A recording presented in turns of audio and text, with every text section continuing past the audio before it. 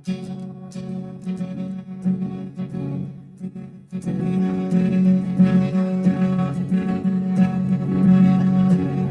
sold my soul to the bottle.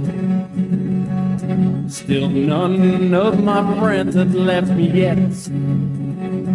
I'm the same man I was since the age of 13, and I've lived my life with no regrets.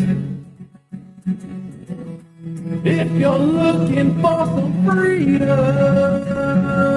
all it takes is 10 drinks minimum. If you're looking for rhyme or reason,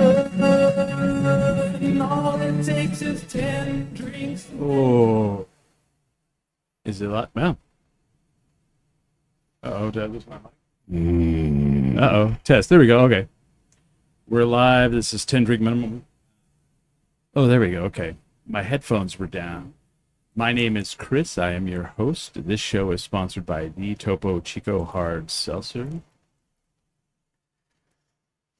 Smiley is here. I am indeed. How are you doing, Chris? I am well. Oh, my headphones are going crazy now. All right, there we go. I know, it's always something. Right? Usually it's my headphones. Right. I'm like, oh my God, my headphones are terrible because Right. I'm late. That's my usual. Smiley was on time today. I was on time today. I want everyone to know this. I want everyone to be aware. Smiley. I'm going to get you a shirt made that says Smiley time. Yeah. We have a couple guests in the studio with us today. People, it's been I feel like a long time in coming for this, right? From Death City Opera, we have Paul Hunton. Oh, we have two cameras on the same person. I don't know why. So the cameras move, and this one it'll switch. I don't know. Paul Hunton, yeah, and Sydney Counts. Is it Counts? Counts. There we go. Counts. Where it counts, right? All right. Management that counts. Is that what you? No, it's a joke. No, do that. That's great. I No. like it. Thanks. Welcome, guys. Welcome to the podcast. Before we start, I want to tell you guys something that happened right before you got here, other than the guy firing the rock in the air. Right? So I go outside to see if you guys are here, and I hear something move in the yard, and I'm like, what the fuck? Right, I look right around the tree, and I have like almost like the happiest heart attack. There is a roadrunner in the yard, and I'm like, ah! And it scared it, and so I'm trying to get my phone out and trying to like film it, and it's like fuck off, and it jumps over the fence. Why do we get so excited with them? I love them. They're cool. They're kind of rare, you know. Yeah. Yeah. For a state bird, it's not like just everywhere all the time. It's like Yeah. a rare and special thing. Do you guys get excited? I get I do. Yeah. I mean, it's once a month or every Yeah. couple, you see one. You'll be at Golden Pride in line, and they're like eating fries like off the ground. You're like, whoa, what the fuck? What the fuck? Oh, I had one try to get into my vehicle with me Yeah? at a drive-through one time in my old truck, and I heard its little feet over the top, and then it came down like trying to get in my window. Well, that one's real New Mexico. It was trying to It wanted my burrito, and I was like, I have to put my window up, but I got to roll it down to the burrito from the lady. Yeah. It was trying to carjack you. I don't know what, but I'm a little nervous now if they get too close. Really? Well, it was funny too, because like the dog it jumped into the backyard, and the dog ran back there, and I was like, little dog, you're about to get messed up real bad. Like I have a cat too that he attacks birds and whatnot, and I dread the day that he gets into the roadrunner. Roadrunners are tough, man. They kill rattlesnakes. That's a losing fight. Yeah. Better roadrunner could fuck up a dog. Oh god. I go out Gotta there, be on the internet somewhere. dude. I wonder if they're And it's funny because I've had friends visit, and they're like, "Are those real?" And I'm like, "Oh yeah." They're like, "Absolutely real." They're like, "You just see them all the time." I'm like, "Kinda." Like, maybe it's just my neighborhood. I do see them all the time. Oh yeah. Really? It's a daily thing. Oh shit. Where are you? I live in the university area. Oh, okay. Alright. by the Yeah, I don't- Smiths up there. Yeah. I'm in between like the cemetery and the Smiths there. Yeah. And Okay, we just have yeah. roadrunners are always. I mean, I see foxes in that neighborhood. I had a coyote try to steal my cat. What? We have Oh. lots of coyotes down in the valley. Yeah. Bad. So you guys, North Valley, South Valley. North Valley. Yeah. Okay.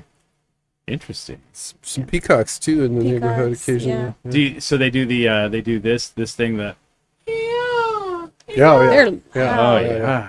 I sound grew up. like kids sometimes. I grew up. So it's weird. Like I didn't think about this, but like my life has like revolved around living near a zoo. That's cool. When I was a kid, like growing up, we had a house 3 or 4 blocks from the zoo, and I would like literally be laying there at night going, and so then one night I was here and I heard it, and it just flashed back to my childhood. Little Bobby Tucker's watching live from the band Shoulder. What Blades. up? Nice. What up, Lil B? Lil B, zoo. Lil Bobby worked at the zoo. I don't think he had a good experience though.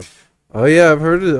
I remember him sharing some zoo stories. Yeah. I thought he worked there like a while too, right? Yeah, I think so. So what are you guys up to? You guys have I mean, you're bringing all the sadness, madness, and mayhem, right, to the Yeah. music scene. You guys have been playing out a lot. You guys announced the next Sadness, Madness, and Mayhem. It's going to be at the El Rey. Mm-hmm. When is that? It's January 24th. ooh. Pre-sales or early bird tickets are on sale for another like week or so, I Okay. think.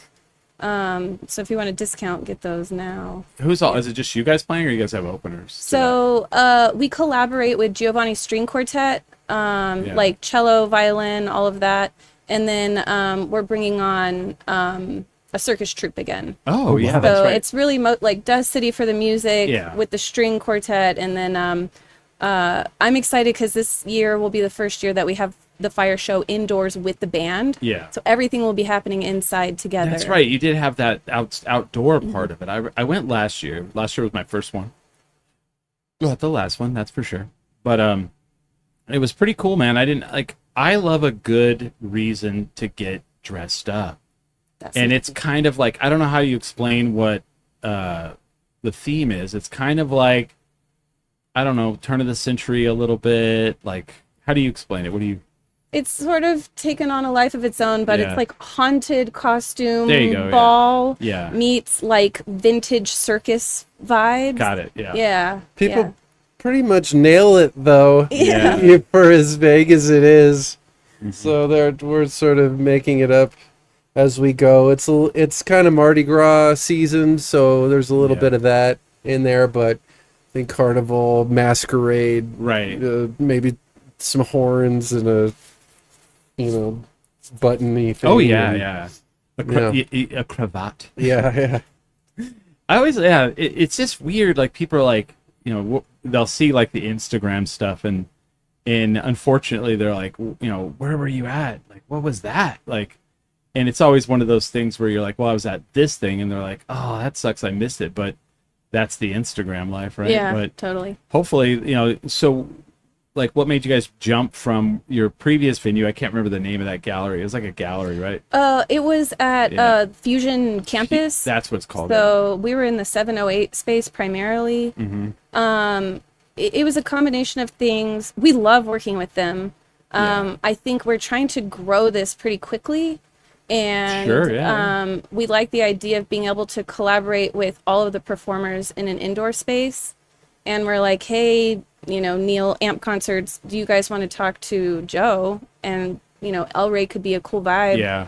And they jumped on it, and we were really excited that they were excited to take Oh, it yeah. on, because that gives us a lot more space to really spread out. So. I love like doing, because we do the Duke City Championship Wrestling at the El Rey, and the thing that's really great about it is like it has the green room downstairs. Have you ever been down in there? Have you? Oh, where? Elbury? At El Rey? Yeah, it's I like don't, I don't think so.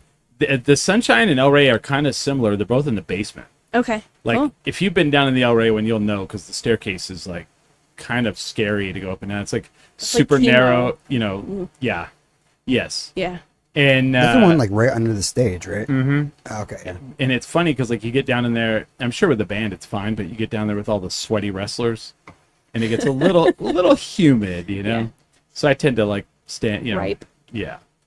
We did, just if you want to be down there, and like there is if you bring a camera that has HDMI, we have an HDMI cable that runs down. There's a television down there.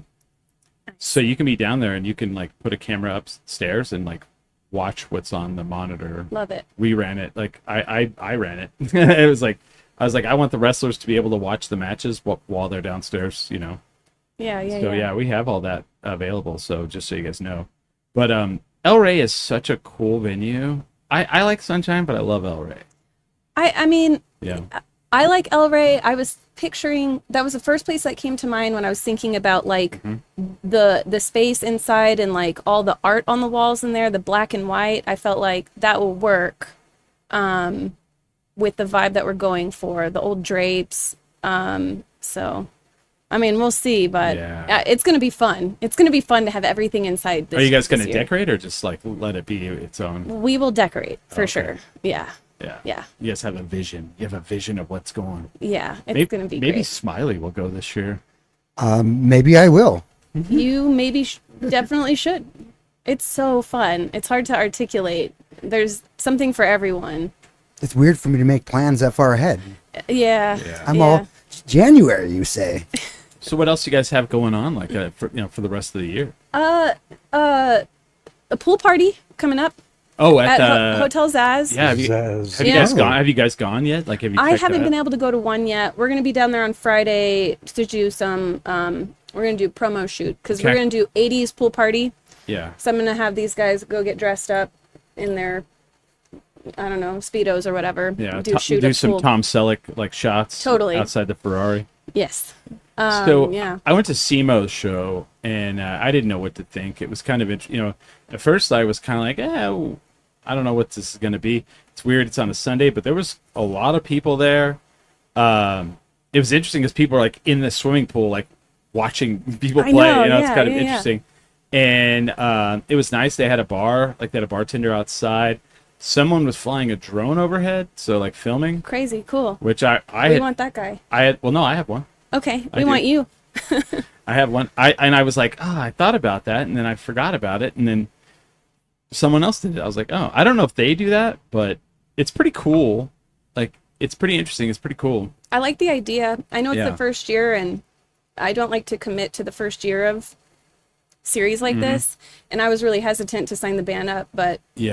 they were like, we really, really want to work with you, and we'll accommodate you Yeah. however you want. I went to And that felt good. I went to they did a party where they launched, like they had all the not they didn't launch, but they had they announced like the first like 7 or 8 bands, I guess. Yeah. Sounds like they've added more. Yeah. And and SEMO's like, we're gonna go do this thing. We're gonna go there and like hang out. And I'd never been to the Speakeasy, so I went and hung out. And they seem like pretty cool to work with. So far, it's been great. And as we all in this room know, that's not always the case. Like Sure. you have people that you're like, in the scene, and you're like, yeah, we're gonna pass on that one. And people are like, oh, we're just busy. You just stay away from certain stuff. Man. So you guys have been, you brought the albums over. So you guys have been touring. Like, how's everything been going? It's been okay. I think our last tour, like last spring, that was really challenging. Like the cost of being on the road has gone yeah. up so much. There's been, I mean, we've seen it since COVID, like audience attrition, Yeah. and it's really hard when we're like in new markets to get people to come out. So it was tricky. It's getting tough here. Yeah. Right? Yeah. Like we had the post like COVID thing where everyone was like, Every show. I'll go to every single thing. I Yeah. don't give a shit. And now like I've been going to a lot of stuff and no one's there. Yeah. And it's like, I think it's just because people don't have any money. That's a huge thing. Like- yeah. It's so expensive to do anything. Yeah. I think the fact that, I mean, like, streaming everything has just, like, we really are used to it, but it's so Yeah. new. I was getting CDs in the mail to watch movies Right. like 10 or 15 years ago or whatever it was. Right. Right. And now you can watch literally anything you ever Right. wanted to, just sitting at home. What- It's insane, Right. But I mean, that's just like a huge thing to compete with Well, for entertainment. If you're just like, I'm a dude in a band, local Joe, is Yeah. playing wherever, and it's like, oh, we have, every season of whatever, Right. and Doom Eternal, and you and I It's are, a hard sell, you it's know? a hard sell, and it's a hard sell like on a Thursday night or a Tuesday night. Like I went out to a show on a Tuesday, and it's crazy because I mean, you know, a lot of the music I think we all listen to, you know, are people that are like, you know, 30s, 40s, and 50s, and those people aren't going out on a Tuesday night. Like we're at Launchpad, and some other band was playing El Rey, and you know, there was a line around the block, but it was like definitely a crowd. I'd be hesitant to walk in the door, and I watched them throwing people out the door, you know, and good or bad. But like, yeah, the show I'm at, there was like 10 people. I was like, it sucks, man. It was a touring band, and it's tough, but it's like, you know, you got to keep going and hope that the economy gets better and that people go out. But like, how do you deal with that? Like, I mean, you guys play shows where there's like 2 people, you know. That's a tough one. We've had it all. I mean, Yeah. like I've booked the band gigs where there's like 5 people in like a 500 cap room, Yeah. and then we've booked shows where it's like, you know, we have 200 people in a 100 cap room. Yeah. So we've learned a lot of like hard lessons on the road. I think like financially, what we've done is like we've gotten really creative. We do lots of all the guys in the band, everybody in the band, they're like highly trained, highly skilled. Oh yeah. So we do lots of like working with universities and high schools, going in and doing workshops with students to like subsidize being on the road. Oh wow. So it's like, hey, Yeah. we only had 20 people at that show last night, and we didn't even break even on our hotel. But right. tomorrow morning we're gonna go. You know, this college is gonna pay us a few grand to go do a songwriting workshop. Wow. Or City's an awesome job, like working that angle, finding out this town has funding for arts. I can't think of the word, interventions. Oh yeah. arts administration. Yeah, and funding, it's like we'll just, hey, we know that you have money to do these things, so hey, we're a band and we have a clarinet, so we can come in. We can do a Yeah. workshop. yeah, and do a help little out. thing. You can give us some of that money that you're not doing anything with, Yeah. and It's amazing. See, people like that, like you guys. That's a really smart thing to do, because I feel like what I've noticed is, first of all, you guys have a manager, and like I remember growing up, and you'd hear like the TLC story, and they're like no, they were literally at the top of their game and like filing for bankruptcy, and I would always wonder like, why do people have a manager? And then I met musicians, and I was like, aha, Yeah. because the business aspect of it, not everyone gets. Yeah. And you know, if someone, you know, they have those people that are like business minded, you have those people who are artistic, and you have some people who are in the middle, and the middle ones seem to do better because they can, you know, even if they're not, hey, can you stop? They do better, but like, it's great to have something like you, like where you're like, hey guys, you know, instead of going on the road and we just like literally go in the hole, like, because for people out there who don't know anything about like being in a band and touring, when they go out on the road and they tour, I would say probably 95% of the time they lose money. Even some of the bigger acts, Yeah. you know, what was it like the guy from Slayer?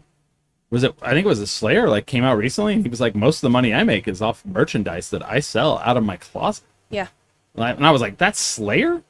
Like, Jesus. Like, that's terrible. You know? We've gotten lucky so far, but I think after our last tour, I felt like we needed to like pause and reflect, because I'm like, I don't think we're going to be able to tour at the level that we do and not only break even, but be able to pay the bands. Like, we can cover all of our costs, and I can pay everybody a little bit of money Right. for being on the road. Albuquerque That's is, hard to do. like for tours on the ground, this is like the least practical place to live. Oh, yeah. You know, because we're 6 hours from anywhere. Yeah. We could leave on the East Coast and just go, Oh, yeah. you know. Or the West Coast. You could play 2-3 towns every night, you know, play a show, and Yeah. you know, we played, you know, do 6 or 10 or 12 hours of driving to get from one town to another. Yeah. You could do like Albuquerque, Santa Fe, and then like maybe Taos. Yeah, and Maybe- we've done that, you know. Yeah. We've Yeah. done a lot of that. Well, and you're not. Yeah, you're not wrong. Like you could literally do a different. Like who is it? I watched a documentary about Twisted Sister, and before they hit big, like in the '80s, like in the '70s, for like 10 years, they killed it. Like up in the northeastern, like Pennsylvania, New York, New Jersey, and they just literally for 10 years just traveled around in like this like circle, and every week they would have to go buy all new merch. They would sell out of all their merch. They would do 2,000 person rooms Wow. in this circle around the northeastern part of the United States for 10 years, and no record label would sign them because they didn't like guys with makeup. Yeah. It was like, dude, they're doing every night of the week that they play, they do 2,000 seat. I was like, man, that's fucking insane. Like, can you imagine doing that now? That'd be No. that'd be a dream. Well, and getting signed now Yeah. would be different too, because that's like we're lucky with we're with a very small independent label, Yeah. but like the bigger labels, so many bands get excited to sign on, not realizing they're going into debt right away. Oh yeah, Like if you don't make that back in sales, now you owe that label. right. So I just feel like being a performing artist or a songwriter in 2025, like it's too expensive to be on the road. Right. Label deals are not good. No.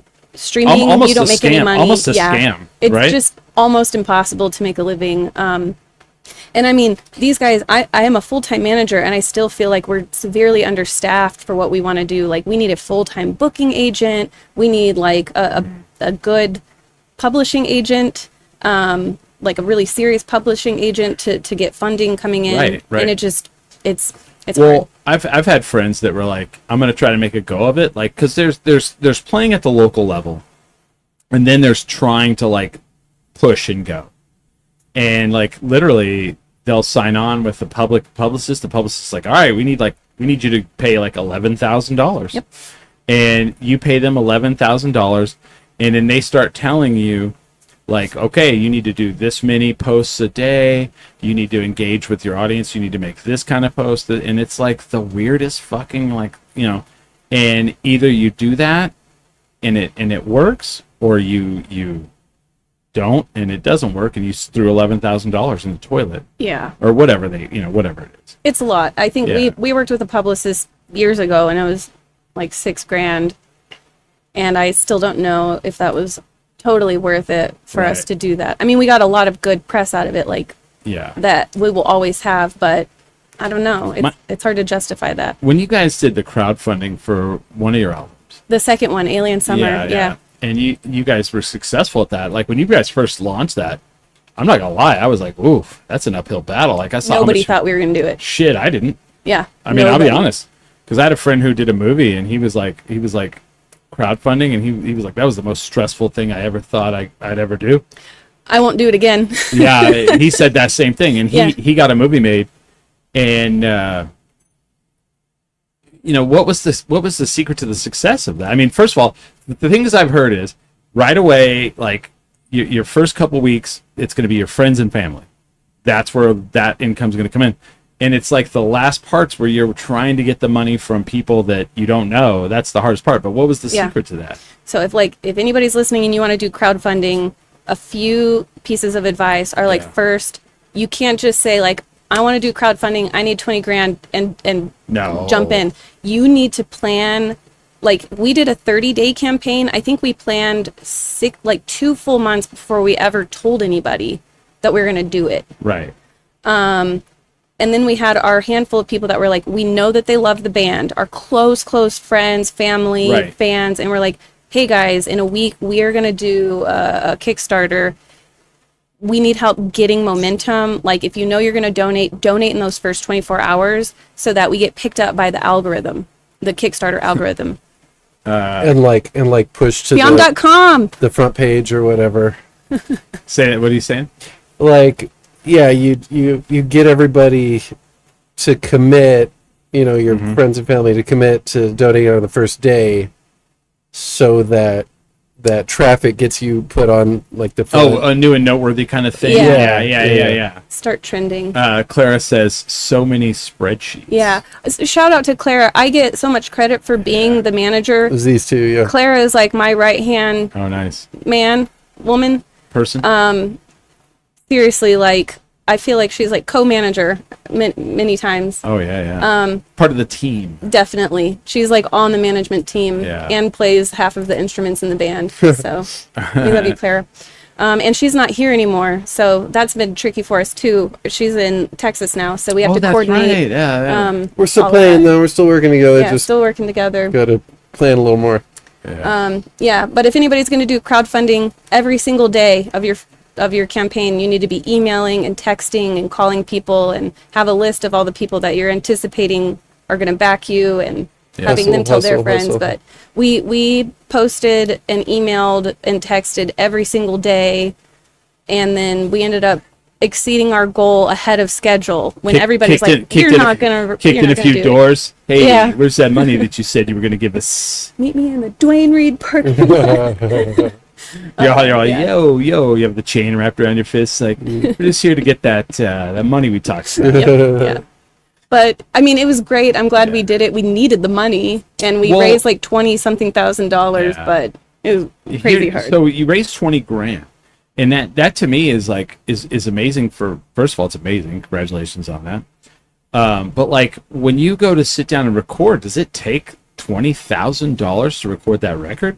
It was a bunch of different stuff. Yeah. I mean, a lot of it was like you were saying, Yeah. publicity. Yeah. So that when you have an album, people are gonna hear it, Right. and see it and buy it. I gotcha. Where did Yeah. you guys record that album? That one was with Matthew Tobias, Empty House, and Okay. Yeah. and then we paid all the band studio time, Right. which was important to me. Yeah. See, that's awesome. We hired a publicist for a huge like international PR campaign when the album came out, Yeah. and then we were able to Just to get people to review it, you've and got to was get it so in front of their valuable. eyes. Yeah, Right? it kind of helped us break through, like as an emerging artist, on the desks of really critical people in the industry. And I'm not even talking about Pitchfork. I'm talking like some dude in Germany, like random. Someone will review your record, and you're like, "What? Where?" Yeah. Right? Yeah. Yeah, I mean, we Yeah, really. we got like 20 or 30 of those. I would say the success of the PR campaign for that record is how we got our record deal for the next record, because somebody found Yeah. some press out in Sweden, and they're like, "Hey, we heard your record. Do you guys have a label? Like, we really want to sit down and talk to you." Interesting. Yeah. Did they fly you out to Sweden? We didn't fly out. We did everything over Zoom, and they were great to work with, and No, really we like think you could be the next ABBA, and you're like, all right, sure. it was a learning experience doing a record like with a label involved for sure. That was What's the difference? like being beholden to somebody Oh. else's deadlines and creative like Like they might listen to it and they're like, We got some of that, like, hey, can you do this one better? some oversight and some back and forth, Yeah. just like kind of quality. was it anything that Control you sort of that you stuff. looked at and you were like, no? They had this thing about one of the songs. They're like, just that the first riff, the beginning of the song, it sounds like there's a mistake in there. And we listened to it and we're like, I don't think there's a mistake. Do that's you hear just anything? how the part's Yeah. written. Yeah. Is there something? And then we're like, I don't know, I think it's good. And then they're like, yeah, there's just that one, that it's not quite. And we're like, Huh. and they're like, well, it's okay with you, it's okay with us. Really? Okay. All right. Interesting. Yeah. Wow. It felt good though. We felt like really really supported. I had heard so many horror stories of signing with labels, and I had a good feeling with them right away when they sent us the contract, and I was like, there's definitely like signing with Puff Daddy. I'm sure there was a lot of nightmares with that. Yikes. Oh my god. He's like, yeah, come to this party. You're like, Yeah. Bring the alright. baby oil. Yeah.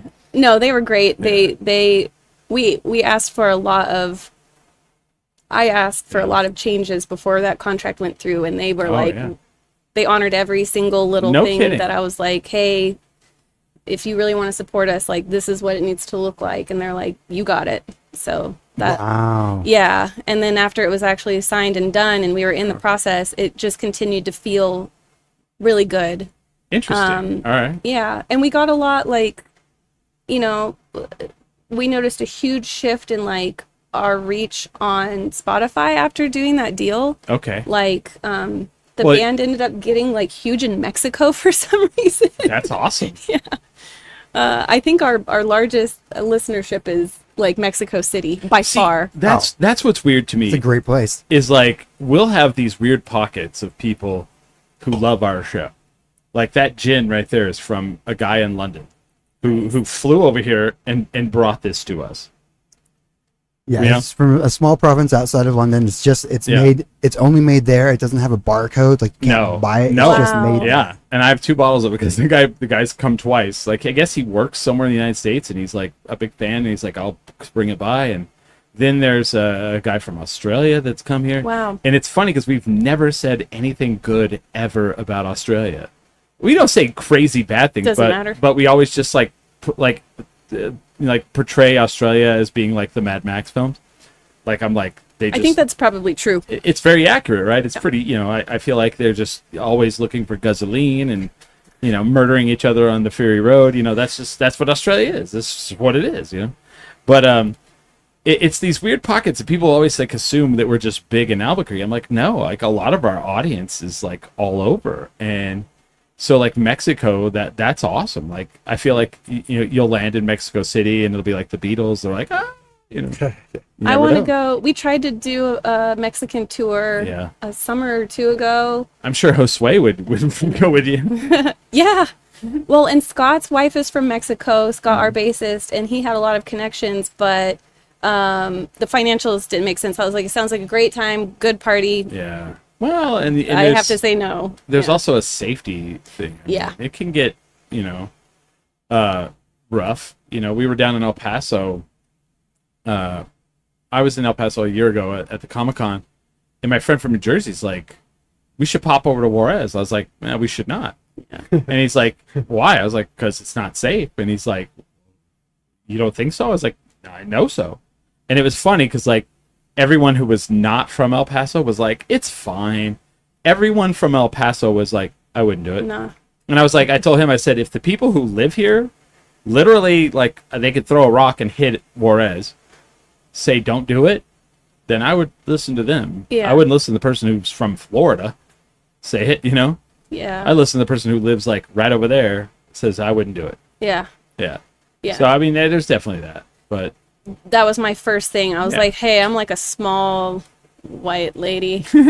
Where can I go that's safe? But Scott, like he has so many connections, Yeah. and he had a route that he was like, this is what we do and how we do it. sure. It ended up being the financial situation was we wouldn't be able to take our own gear. And Oh. we couldn't figure out a backline because like we have weird instruments like Tru- bass, clarinet, and Trombone, yeah. and accordion, and I was like, we can't go. Didn't you have like a rent French horn at some point? That's so funny. No, Oh. but we get asked about that a lot. Oh. There's a song on the second album that people think, Ah. I don't know if it's the clarinet and the trombone playing together that sometimes Okay. sounds like a French horn to people. Could be, yeah. But we get asked that so much. Maybe we need to. No. If you don't, yeah. Travis has been seen with a euphonium from time to time. Oh, that's yeah. Oh, I have, yeah. That's kinda his original. That's like throws his real people off, instrument. You ever listen to like Neutral Milk Hotel? Love them. Sure. So when I saw them live, like a whole time I'm like, that's what the fuck that is, right? Like, because there's so many things like you're like, what is this? What are they playing like here? And like, have you ever seen them live? No. They have a guy that plays 3 different size saw blades, Was- and then at one point he will drop the saw blades and he still has the bow. He'll pick up a banjo, throw it over on him, and he has a banjo and he's playing it with the bow. And you're like, what the fuck, man? That's Where, like where did you get that? And then he has like at one point he picks up a pan and a cowbell and he's like hitting it. I love You're that. like, all right, this is what the fuck is happening. All right, they're the number 1 concert I've ever seen in my entire life. So, I love that. Excellent. So like, I feel like that's kind of up your guys' alley as well, where you're one of those. It's cool to listen to you guys, but it's better to see you guys. You know what I mean? I think I like that think, compliment. Yeah, I could Thank see you. that. Yeah. I mean, There's a lot of movement. how would you describe to someone who's never listened to you guys what kind of music it is?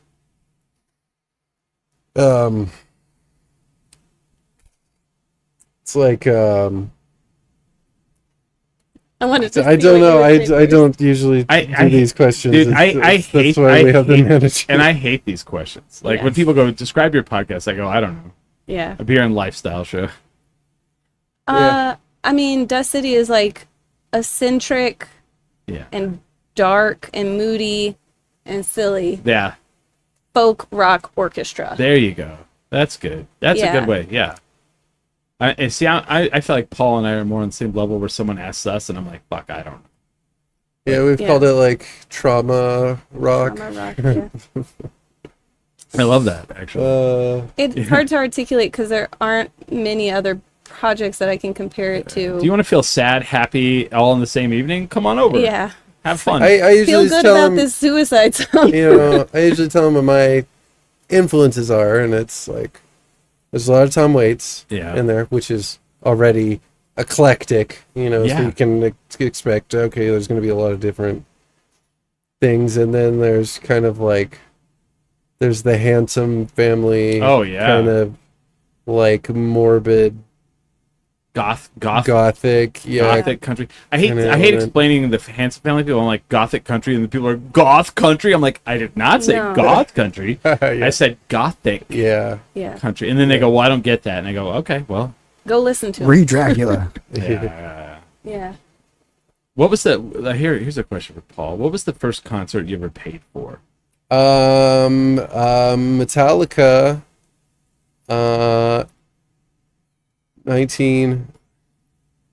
1998, Oh wow. January something. What's the best Metallica album?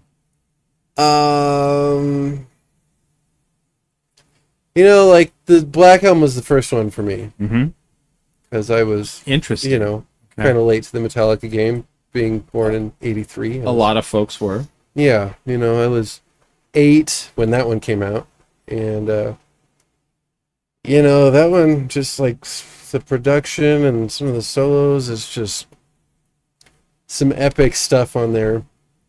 I think there's like the purists or whatever might expect you to say something like Puppets or Oh, yeah, that's right. Justice or something. See, but that's where but I mean, if you dn't grow up with it, I get it. yeah, I mean, I would've I got taken- Black Album and then I got every other album. And I would have and I loved taken them all. everything up to and the Black Album.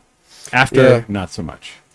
I mean, I was like peak fanboy when Load came out, so I bought it and ate it up and didn't think twice about it. And then over the years I went, maybe it's not up there. Nah. But there's still a lot I like on there, and I grew up I started with Kill 'Em All, yeah, very I mean, beginning. excellent, yeah, Thrash metal. excellent, yeah, I loved them all. Interesting. Kind of lost touch with them after. Little Bobby says Black Album, thumbs down. You guys have to Yeah, fight. I mean, maybe you have a couple years on me. I mean, Now Little and Bobby's- that's enough to make the difference. Well, you guys could fight in public. It's fine. Yeah. I mean, like Wherever I May Roam and God No. That Failed and Of All Wolf right. and Man. Like that's. I would be an asshole if I said I listened to the Black Album and didn't like it. I listened to it a lot. Like Yeah. it was one of the greatest transitional albums ever for a band. Like for a band to go from because to call them thrash metal after like once that Black Album hit, they were no longer thrash metal. They were metal. They were no longer thrash metal. Sure. It's yeah. Sure. So that was them transitioning, into a lot of different things. Transitioning into not thrash metal. I don't know what you call them now. Metal. Transitioning into the mainstream. Transitioning into whatever. Because I just remember going to high school because I went from Clovis to Grady High School, which Clovis was like this town of 40,000. Grady was a town of 100. So I already knew Metallica. I already knew Guns N' Roses. I already knew all these bands. And I go to high school, and all of a sudden, all the kids start listening to And you know, those were bands that you listened to if you were not cool or popular. And then all of a sudden, it was like Guns N' Roses and Metallica was like, and Red Hot Chili Peppers were like popular. Under the Bridge came out.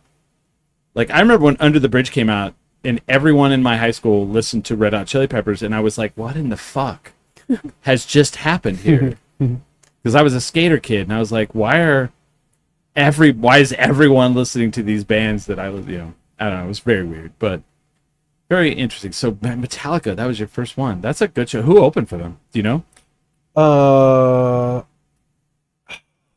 That wasn't. Was that? That might have been Korn. Oh, what the fuck? Jesus. Um, They're all. We've got this little known band called Korn, probably at that time. In 98? 98. Yeah, Yeah. I think it might have been Korn. I saw Korn like I could be wrong. past their like I missed it where like they'd done all the good shit and they were on to like their experimental stuff and it kind of sucked. I was like, eh. My first concert was Bon Jovi and Skid Row. I was in the 7th grade. Wow. I was big in Skid Row in 5th, 6th grade. And so like I was just excited because I got to go to a concert. I was like, yes. What was your first concert? I gotta hear this. Okay. That you paid for, not your parents Yeah, took you to. I think the first one that I remember paying for was a Tool cover band Oh. at the Blue Note. No. Famous, not like a cover band. Okay. Like you were like, I'm gonna go to that. It's at Tingley or it's at where did you grow? Did you guys grow up here or no? No. My Metallica one was a Tingley. Oh, It was the Load release. Oh, okay. Yeah. I moved here at the end of high school. So. Okay. Well, what did you like? It doesn't have to be here. Like the first concert, you were like, I'm gonna go. It could be New Kids on the Block. We get it. It No. could be NSYNC. We get it. I hate to say, like, I didn't do a lot of live music until I was an adult. Yeah. Well, so. Like, And well, I'm trying to remember. You remember like the first time you saw like a major? I mean, it might have been Cake. Was it? Oh. Was it the City Opera? Whoa. It might have been Cake. Whoa. So, Can I have something out of there? Yeah. Mr. Smiley. Cake is a great, Sure. Yeah, a sure. great answer, by the way. Yeah, I don't know if that's the first one I will say this that about. people would know. I've seen Cake twice. I fucking love and- Cake. Play fucking. Dude. So Yes. here's my thing with Cake. Like Cake could play. Thank you, sir. They could have played in the 70s. They could have played in the 80s. They could have played in the 90s. They could play now. And like just people would like it would come on, and people would be like, "What in the fuck is this?" Like Yeah. in a good way, and they'd be like, yeah. genre like bending, like they're like, what genre is Cake? I don't know. And like you'll go see them live, and they'll play like instruments, and you're like, what the fuck instrument is that? Like it's like, like hitting stuff. Vibra Slap. Yeah, So good live. I adore so, Cake. Yeah, like absolutely. dry and entertaining. I'm pretty simpatico with. Are you okay? I dropped my my topo. I have dropped my topo, and I think Smiley's getting it for me. I think probably. I mean, we've done a lot of those Halloween shows. Yeah. And the Cake was our first one, and I Nightly think to this Caprice, yeah. day, I think that was the closest to my voice. His type wow. and his tone and his range, everything. Oh, you have a great voice. I think his is a little not as. I think you have a better voice than Oh he does. my gosh! Well, thank you. Ooh. Yeah. But just in terms of like trying to match up, that one was just like right in the pocket for me. And then seeing them live, like his sense of humor and the Right. and the Love it. dryness. I mean, it's just totally with my personality. I I'm love. absolutely on the same page. I love that. Like when they did War Pigs live, I was like, okay, outside of Sabbath doing this is fucking yeah. amazing. I Yeah. was like, all right. And so when people, it's funny too because I've brought up like Cake many times, and never has anybody went, I don't like that band. Never once. Dude, I love Cake's love awesome. them. Never one time. Now watch someone's gonna be in the chat. They suck. Did he when you saw him?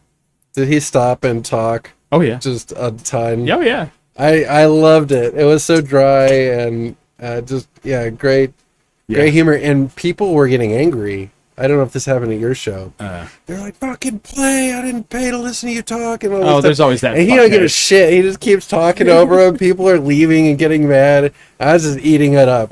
It made it so much funnier to me. I loved it. Little Bobby says his first concert was Stryper in Waco, Texas. He was 12. Wow.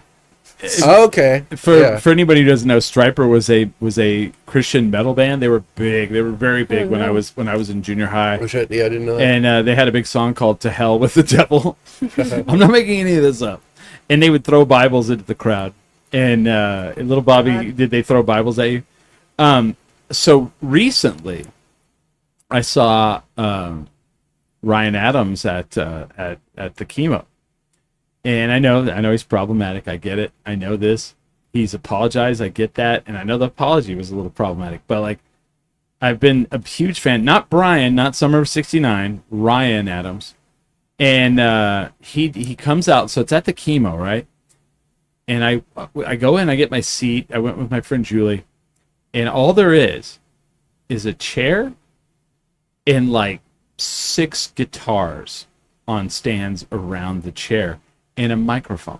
Sounds like a Chris Cornell concert. He played one song with a band that came out because there was like a drum set off to the side, and so he played one song with a bass player and a drummer, and that's it. And it was one of the best sounding concerts I've ever been to. His sound guy was one of the best I've ever heard. And the whole so you talk about people yelling. The whole first fucking half of the show. Play some rock and roll! Come on, man, rock and roll! I'm like, he has a chair and acoustic guitars, you dumb motherfucker. Yeah. Finally, they kicked the guy out. It would probably be my number 2 concert of all time, but it's number 3 because of the fucking guy yelling. But sometimes, read the room, you fucking moron of a fan, you know? It was so dumb. I was like, first of all, stop and listen to this amazing emotional awesomeness this person is putting out. And he came out and he talked a lot about like his problematicness and how he's been like dealing with it and how he's got off drugs and alcohol and therapy. And I was like, oh, so now I'm okay again. Like I could listen to your music again, I guess. Little Bobby says, yes, they threw lots of Bibles and Stryper had an altar call at the end of the concert. Oh my Lord. Christ. I think Sydney's been accidentally ended up at some of those before. I went to, I think it was my first show in Albuquerque at the Launchpad. I went and saw Flyleaf. Oh yeah, are they religious? I've seen Flyleaf. Yeah, I did not know this. I didn't know that till I went to that show, and she started preaching at the beginning, and I was and like, she's little too. Yeah, and I was like, well, fuck this. I left. I was like, yo, fuck Jesus. Yeah. Seriously. So that was my my first show in Albuquerque. It was like 04. That's it. Yeah. That's the answer you were looking for earlier. We'll let you dress Door Jesus before you leave then. All right. We have a Door Jesus. I have not brought this up. So one of our so Smiley and I last year in October of last year went to Chronicon for Kevin Smith in Chicago. Mm-hmm. And this juggalette girl wanted to go, that was with our entourage, wanted to go to this bar that John Wayne Gacy and Jeffrey Dahmer both used to go to. Fuck. Called the L&L Tavern. So we went, and on the refrigerator they had a magnetic Jesus that you could decorate, and we talked about it on this show, and one of the fans of this show sent us the magnetic Jesus. And ours is a little better than the one that was there. This has a little more options on it. I like it. No, this is pretty cool. This one actually has nicer options. The one at the L&L Tavern, you could dress him up like a Klan member, like Hitler. Ours are a little nicer. Thank God you could put some urban wear on him. But yeah, so we'll let you dress up. I wasn't going to go into that part. I just said more options. Yeah, urban. Yeah, there's like a cross. There's like a lamp. It's terrible, but we have Door Jesus watching over us, but we'll let you decorate him before you leave. I'm down to hang with that Jesus. That's cool. But that's y'all. She's all, let me preach to you guys. Y'all, yeah. She's all about Jesus. No. No. Sorry. I did not pay for you to preach at me. No. I'm kind of shocked Flyleaf played at the Launchpad. Yeah. Me too. Yeah, I think it was probably late 04, early 05. Launchpad is like you're on your way up or you're on your way down, Yep. which is fine. Like Alien Ant Farm's coming, and I'm stoked for that. I heard that was a good show. I didn't get the to see it last the time first they were here. I did Yeah. not get to see it. I but I would will go to go. that just to be like I saw Alien Ant Farm at Launchpad. Launchpad. Well, who like? Oh my God, there was a band that played last year. Shit, it was the Cult of Personality ones. They just on Cult of Personality. Yeah. Shit, Yeah. which is really relevant right now because of the CM Punk and WWE. He comes out. Cooper likes that band. Oh God, Cool. chat, help us out. Who's that band? And I couldn't believe they were playing there because, like, honestly, right now they're probably as relevant because CM Punk from WWE, who was just at SummerSlam yesterday, comes out to that song, Wow. and so I'm sure it's they're probably doing okay. Yeah. I mean, But you know what? A place like Launchpad, I wonder how much better those terms were than a place like, yeah, Living you know, Color. a bigger. yeah, it just came up. There you But go. little Bobby said you said it, and he said it. Yeah, Living yeah. Color. Yeah, I was like, really? Like they're not going to play at like El Rey or. Maybe financially makes more sense there. Hmm. Some of our best shows have been the little underground or like DIY spots because it's just like you don't have to pay an arm and a leg for the. We'll get into this All and then that we'll, shit. we'll take a break. But like, so like I was over at the Arrived Hotel and with Ren, DJ Ren. And I was like, let's go over to Inside Out. There's like a show over there. There's like some country guy. And I was like, all right. So we walk over to Inside Out. Walk up to the door. And they're like, yeah, the tickets are $65. I was like, Shit. $65 for someone playing at Inside Out. Not El Rey. Not the Sunshine. Inside Out. So I look inside. 13, 14 people there. So I walk into I'm like, no, thank you. I've never heard of said individual.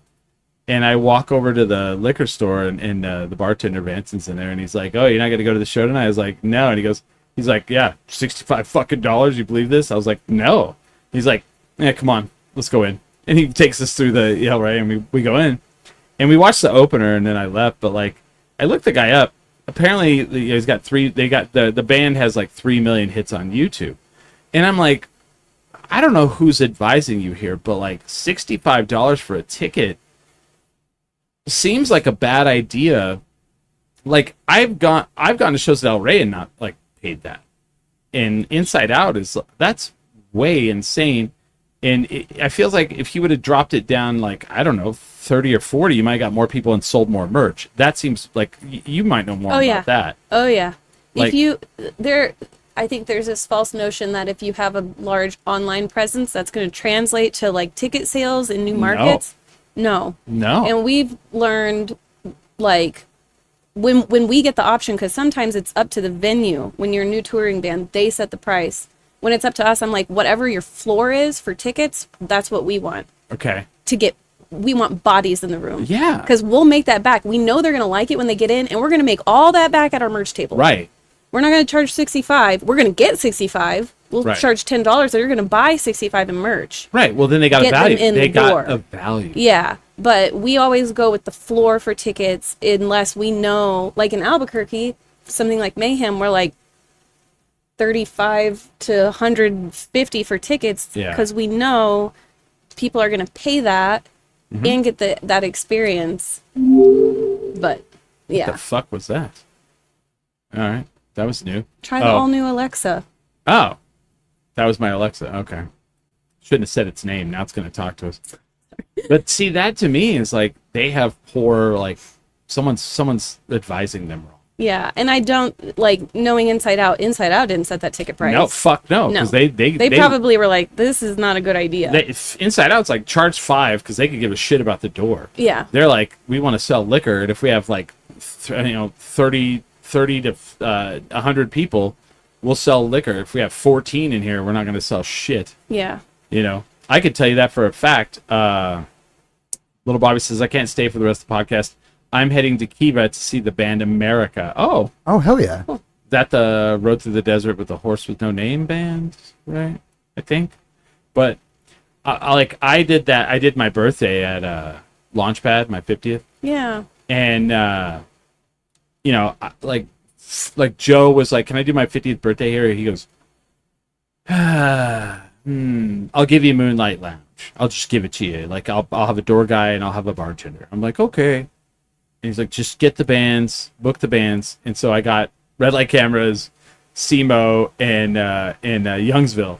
So then he asks Barney, he's like, who did Chris get? And he goes, Red Light Cameras, SEMO, and Youngsville. And he goes, Go to lunch. move it to Launchpad.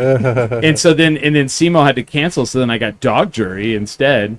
Awesome. And so then I see Joe, and I was like, "Hey, did my birthday? Was that okay?" And he goes, "Yeah." He's like, "You want to do your birthday like 3 more times this year?" Yeah. Yeah. I was like, "Sure." So I'm thinking like I should plan another event and like bring it because I did spend a lot of money at that bar that night. It's good to get people in the door Yeah, for that's- everybody. that's what- Everybody wins. that's what the venue gives a shit about, Yep. right? Yep. Do you like? All right, I'll ask this one question. We'll go. Do you guys like keep track of venues that like towns that you do well in? Oh yeah. Of I keep course. track Oh, of yeah. everything. Oh, yeah, yeah. So this is for I'm saying this not for you guys. I'm saying this for the people listening to this show. If you're like, I'll catch them the next time around, and you don't go watch a show, they probably don't won't come come back. around. Yeah. And that's everyone. That's comedians. That's musicians. If they go to a town and it's light, they don't go back. They go, what just happened? Okay, they just go, Yeah. I'm not gonna go back to Skokie, Illinois, or wherever. Yeah, I mean, I have markets in mind that unless somebody says, come play this festival, we're going to give you a bunch of money, we're not going to go back. Yeah. And others that were surprised that were like, hey, we didn't even like have time to promote the show really, and it was going to be a loss, but we needed the night, and ends up being the best for us. So if you know you want to go see a band, get tickets in advance. Get tickets in advance because that gives bands the time to like prepare that they know people are going to be there before they show up that night. Right. That's like the best thing is just if you know you're going, get those tickets, and they're usually cheaper than the night of. Yeah. Yeah. Very much so. Yeah. All right, we're gonna take a break. So you guys, January, your tickets are on sale Yeah. already for Sadness, Madness, and Mayhem. Yep. Right. For El Rey Theater, January 24th. It's gonna be a busy month, which I love. Yep. I love a good busy month. If you guys aren't, if you're watching, you don't know Dust City, come to our pool party in like a month. It's at Hotel Zaz. At Hotel Very- Zaz. Very cool. I don't know what you call it, 60s vibe. Yeah, that like place. retro. But you guys bar are and all very that. retro. You guys are going to do an 80s party. Yep. So where, grow Big out, hair. grow out your mustache, your Tom Selleck, right? It's a good idea. Porno stash. Pornos, right. 80s, wear your little shorty shorts, go swimming. What's Paul going to wear is what I got. I've been working on it. Yeah, I don't know. That's been a Throwing some secret, ideas yeah. around. What I'm going to tease this. So we need to talk Working about on my beach bodies. we need to talk about something that's really important. It's coming up. Oh yeah. It's in October. You know what I'm talking Oh about. yeah. Mm. Oh yeah. Little Night of the Living cover band coming up because you guys are kind of Night of the Living cover band all stars, I love it so much. right? Chris said it. Right. Chris said it. Right. So we need to talk it. about it. You don't have to tell who you're doing, but we'll talk about your previous incarnations. But we're gonna tease that for the second hour. Anything else you guys want to promote? Like, if you guys can go on their Spotify, go on Pandora. You can listen to all their records. Just put it on play and just like let it play for several hours. Love it. Right? Yep. That's good. Right? Anything else? Just find us online wherever if you're on Instagram, we're there. YouTube, DustyUpper.com. DustyUpper.com. Look us up. Look us up. Tell us what you think. Shoot me an email. Yeah. Next Saturday, I will be, because it's second Saturday, I will be at Almost AAA Cabaret, which I am every second Saturday of the month, judging people as I do professionally. Mm-hmm. I get to professionally tell people what I think about them, and I love it. What a cool job. It's fun. You guys should come out. It's super fun. You get to watch people perform, and then I get to tell them, like, hey, that was worth a B, or a C, or a D. I perform in what capacity. It's a cabaret show, so like anything. so the best way I say is like it's almost like America's Got Talent, but like Albuquerque's version. Yeah. So it's hosted by a drag queen named Alma, which she is amazing. She does 2 performances, she does 2 outfit changes, and they are always like amazing. Oh, I want to go. Alma did most of her early drag work in Chicago, and so just grew up here, but as a theater kid, but amazing, right? So then we sit in the front. There's 3 of us, and we judge like on the show. Like someone will come out and they'll do burlesque, they'll do comedy, they'll do drag, or they'll sing. And there's like 6 acts per night, and we basically like rank them A through F each time and tell what we thought about them. And it's probably the most fun thing I do. I get to dress up and do crazy Awesome. outfits, and yeah. And it's at the Box Theater every second Saturday. They shut down the whole block right there. They have vendors, they have food trucks, and it's fantastic. I Yeah, want to go. We should cool, go. Comedy yeah. Corner. Yeah, great date night. There's 3 different events. Like there's I don't know what there used to be stand-up comedy, but I think they did something else. But then the box or the show. You ever gone to the show, the improv? It's called The Show. I think it was one of those, yeah. Yeah, For a they while. do one before we do our thing, like, so it's all staggered. So you can go at like 7, there's a show. You can go on the box's website. There's like 7 o'clock, there's a show, 8 o'clock, there's a show, and then ours is like around 9:30. And you could just like pop back. You could do all 3 in like one night. It's a great date night. Hollow Spirits is there with alcohol. They have like concessions. It's fantastic. And then there's also like all the food trucks and stuff. So it's great. So come out. Awesome. Do that, and then also that weekend, I think it's the same. Is it the same weekend? No, but coming up as well that I want to mention, the 15th and 16th. I don't know if you guys are playing, but it's Launchpad's birthday.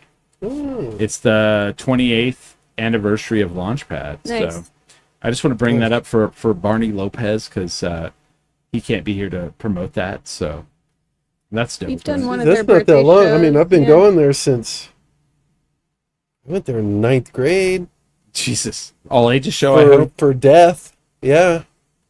And that was probably not the first time either. Yeah, a band called Death, or you just killed someone? No, Death. Fucking early pioneering death metal band. Oh, okay. Yeah. But place must have been newish. It had to have been, It right? was 99. Yeah. Shit. 28 years, man. That's a That's lot. crazy. Yeah, I think when Before I I was went, here. I just figured it had always been there. Okay. Launchpad looks like a place that's just always been there, right? What was it before it was the Launchpad? Yeah. That's a good question. Yeah. Somebody tell us. I wish I could. I've interviewed. Barney should Okay. know. Here's the funny thing. I've interviewed Joe Anderson on this podcast. I had to do it via Zoom back in the day because it was the pandemic, and when I announced it, the people who hit me up about it were all journalists, and they all were like, "How did you get him to do this?" Because Joe will not. Yeah. You guys know Joe. Yeah. Joe's like, and I had to send Joe all the questions I was going to ask him prior to him doing it, but he agreed and he did it. That's cool. And I could probably get him to do it again, but it would be tough. But he would probably do it. Do it But- for the 30th. Do like a big. okay. I mean, that's, Well, I'll be here. or soon. for the 20th of this show next year. Yeah. Because I'm thinking everyone's like, what are you gonna do? Wow. And I'm like, I don't know, man. I'm like, I might do a big thing like a Launchpad. It'd have to be Launchpad, maybe a live show there, or maybe something at like the Box. But I would like to do something that would be cool and like fun and like a stage show kind of thing. Yeah. But yeah. Anyway, come out next Saturday, Box Theater. We're gonna go take a break. We'll be back. We are 10 drink minimum.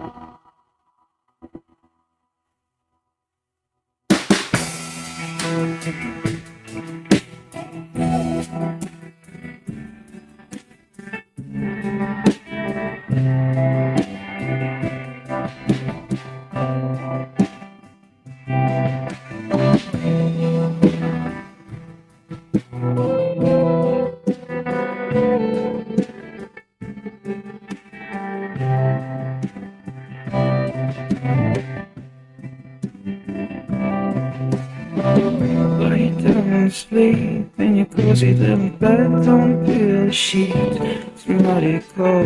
Don't be afraid. Hey, hey, hey. I'm stealing shadows speak, but they ain't breathing. They're deceiving you again. Hey, hey.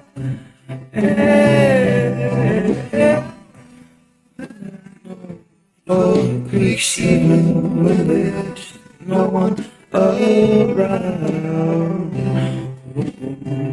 Oh,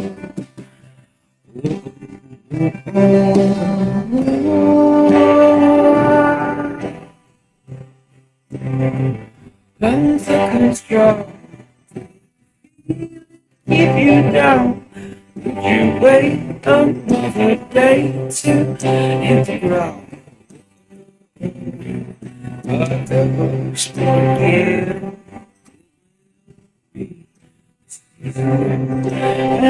ain't been tried.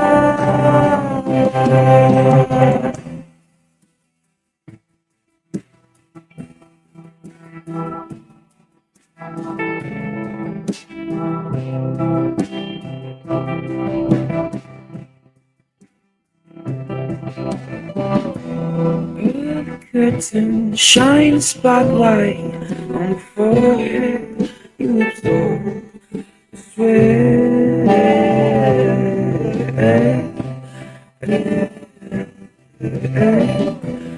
Tired voices to the stigma you created, elevated in your head.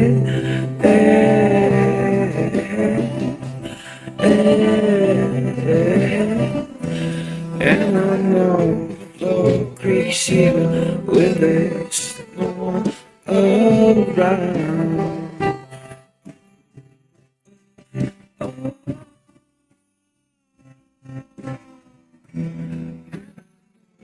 Floor creaks even when there's no one.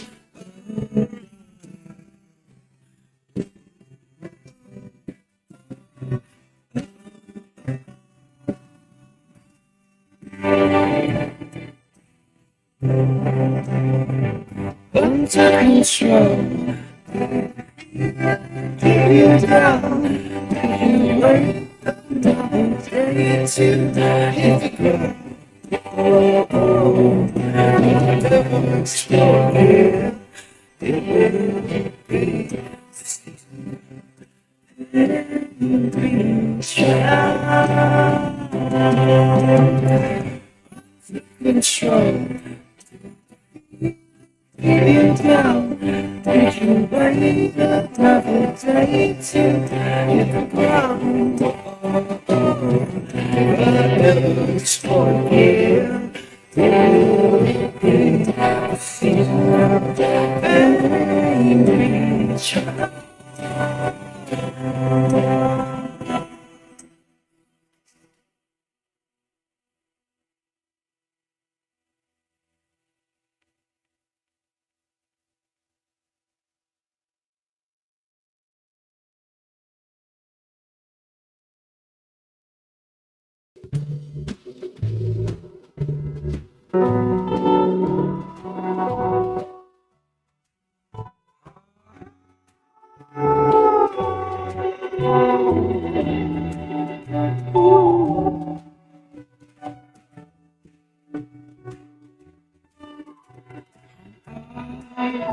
Supposed to live without you. Here we are, the play is on. Me without you.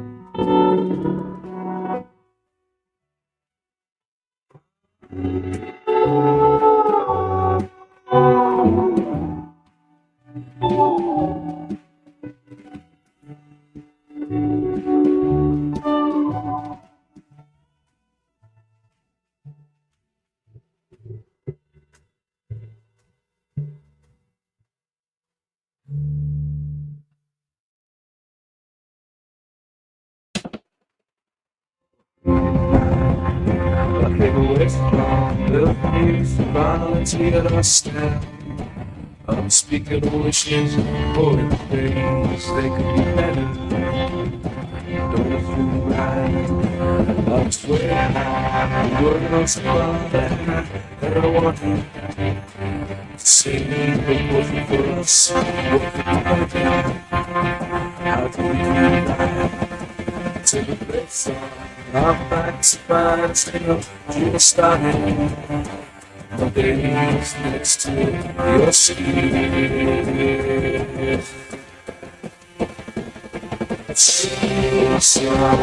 Chasing on. Wasn't real. Your face is what I I've got time to look at you. Walk to the corner of the shed. The darkest night is to live like me.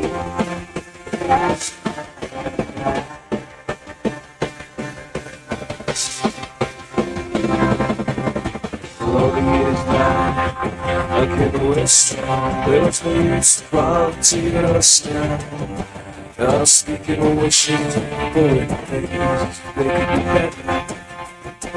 No wishing right, I'm just waiting. Words above and I want it. Saying what wasn't for us, what could be better? How can we do right? To the best song, our backs are stood up, you started. My days next to your skin.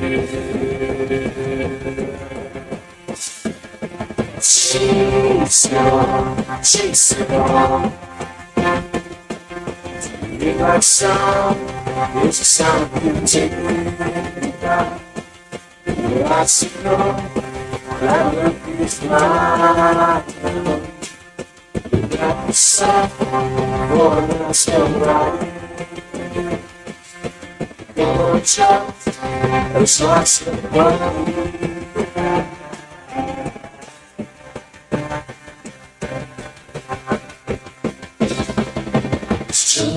Just the same, let's all readily inclined. A ghost floating in the haze of mind and mind. The path is set for a certain kind of time. Machine to take me to the top of one way man.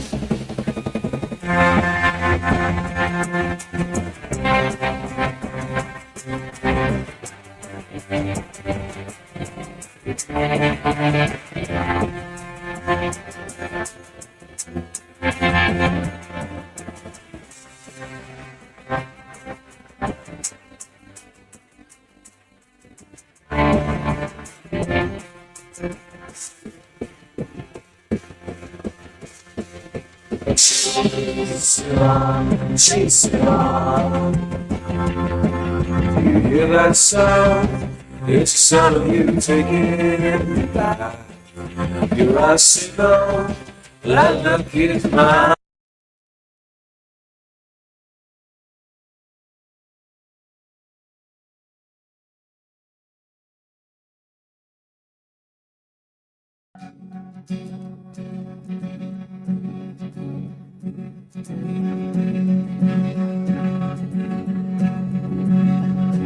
I sold my soul to the bottle.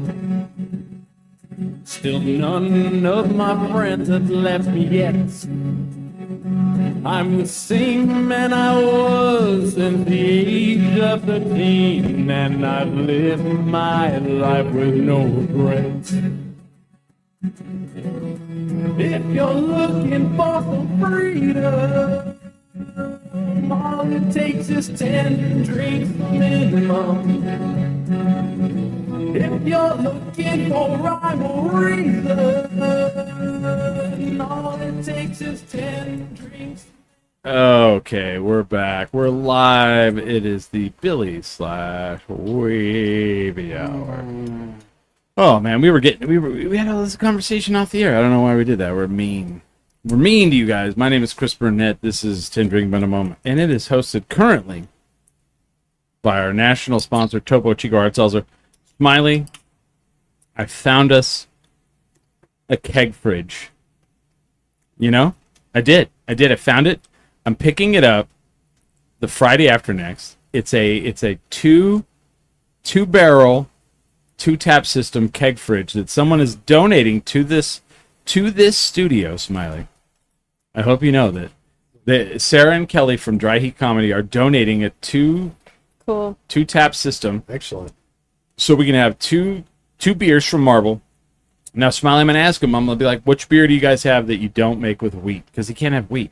Oh, That's another dang one. it, Smiley. Well, you know, not Yeah. the ability or not having beer keeps me nice and trim. Yeah. Do They probably one have a wheat, corn one non-wheat. lager. What's that? They probably have a corn lager, right? I don't think so. I don't know. Or they have a rice lager, or they had one Do See, they? that I really liked, a Japanese style one. That was really nice. I can definitely have Is that right? Rice Yeah. beers, corn beers, I can have. Well, I'll see. As long as they could put it in a 6th barrel, that's what we can get. So Now, does this have Is it like the pony? tap in the door? it's on the top. It's a 2-tap system, and you know that way I can get a Marble Red, and I could put this motherfucker on the top of it. Look at I this. saw that down there. Okay, wait. Where did you get that? Yeah. So when they decided to rebrand, because they were like, we're gonna go national, so we'd like to rebrand, and I was like, okay, and they got rid of these badasses. They posted a thing that said we're gonna sell our old taps for $20, and I was like, done, Cool. because I thought this was the best shit ever, Yeah. and I'm gonna stick that on there. I don't give a shit. I know it's Should not go on like a staff, you know. yeah. You shall not pass, right? Right. So we've got that coming on. So Paul wanted to he requested that we do a shot of Malort Oh yeah. because he wants the full That's yours. experience. Yeah. Now did you listen to the one with Travis and those guys? Yeah. Oh, yeah. Yes. Did they tell you about it? Well, did they? I mean, I listened Yeah. to. So what do you think's gonna happen? Do you think you're gonna like it? Probably not, Oh, no. but I want to know. Do you like wanna know bitter things? I like complex things, and it It's- sounded like it was going to be like, oh, Complex. it's a little that. Oh, we're going here. Oh, Yeah. okay. I take. Oh, It's yeah, and it's funny people always smell it. It doesn't have a bad smell. Here, let me smell you. Yeah. 'cause I'm not gonna... I mean, it does doing smell. just a little sip. It does smell like something you would like clean off oil with, you know. Like sometimes, like scotch. Do- I don't do it- like do it- scotch. do a but tiny it's sip. like, It smells like tea a little bit. Do a tiny sip. Okay, I'm gonna Just- do a wet little. your mouth. This is for you, Clara Byam. Yeah, I want to see this tiny sip. How that goes. Is it crazy? It's crazy. I like it more than I thought I would. Yeah. Okay. All right, Oh, so, it it's really okay. has It's a a- few different. yeah. Yeah. It's complex. It develops. The taste Yeah. keeps going. That I that all right, that all right. initial taste. I'm just here for the All journey. right. Well, let's Yeah. do a toast to the next sadness, madness, and mayhem. All right. Yeah. All right. Yeah, here we go. Cheers, everybody. Cheers, Smiley. If you really want to watch, Smiley does not like this.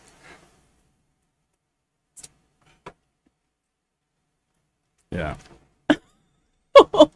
He does not get it. He does not. Like I've gotten used to it. He is not. I'm interested to see Going what through it over there. Paul says about this, though. Yeah. I mean, what is that? It's based off of wormwood. You ever had absinthe? Oh, okay. Yeah. Yeah, it's like an absinthe kind of thing. That top Yeah. note is really nice, like tea like the tannins. I love when but people. that aftertaste. Yeah. I love when people right away they take the shot and they go, "Oh, that wasn't bad," and then they go, Yeah. That's got some serious bitterness to it. "Yeah, well, Yeah. yeah, it'll It's punch like, you." It's gonna linger. You can Oh. watch YouTube videos where people like Just- they're like Irish people try Malort. I love it. Yeah, If you don't want to hear a bunch of people swearing yeah.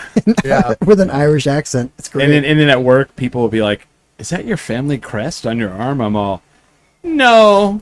Basically. that would be a cool thing to say. It's, You're all, this is the Chicago flag. it's the logo of the worst alcohol. It's supposedly the Mm-hmm. worst tasting alcohol known to man. It's not bad. We've been to the distillery. We got this bottle came from the distillery.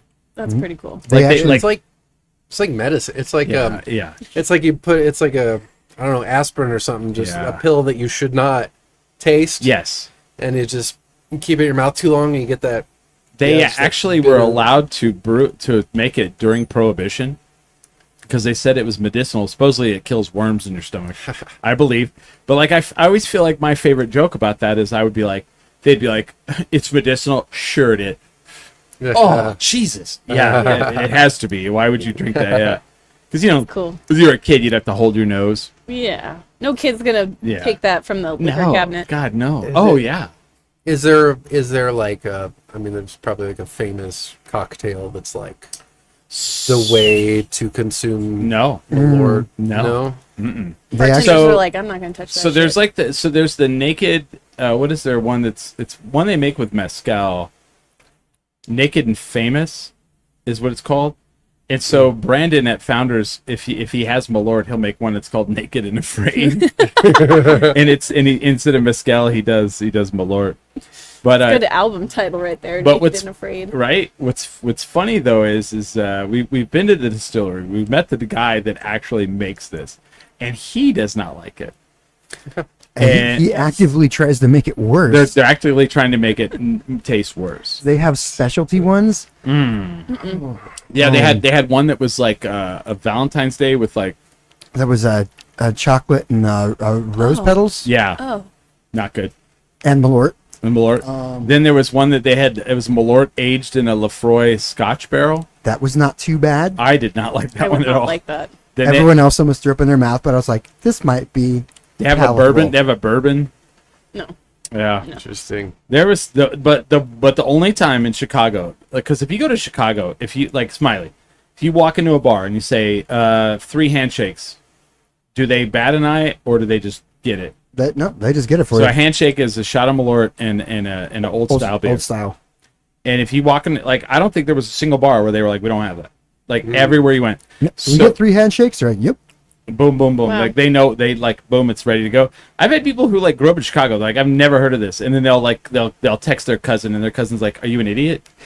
Like, yeah, of course it's a thing. You know, like it's really hilarious. It all depends on I guess which part of town. But like the only time we were there, like I think the last time we were there for a weekend, and we did 13 handshakes. The my only time I God. almost threw up was this bar across from Wrigley. I didn't do this one. He did, Immediately, you're like, I'm he out. did not do it, and I have video of the bottle. I took the video. I'm like, I'll take the video. Yeah. I'm not going to take the shot. And we go to this bar, and they're like, we have a monthly Malort infusion. And when we go back, we got to do it again. But like the monthly infusion was Malort and sauerkraut. And they put the bottle on the bar, and you could see the sauerkraut floating around in it, like that made it worse to see it. And there was like this dude at the bar, like eating, like he was like just there. It was like an afternoon, right? And he's just like there, like chilling, eating like all this food. I don't know, like if he was like a mob guy or what. It kind of felt a little bit like that.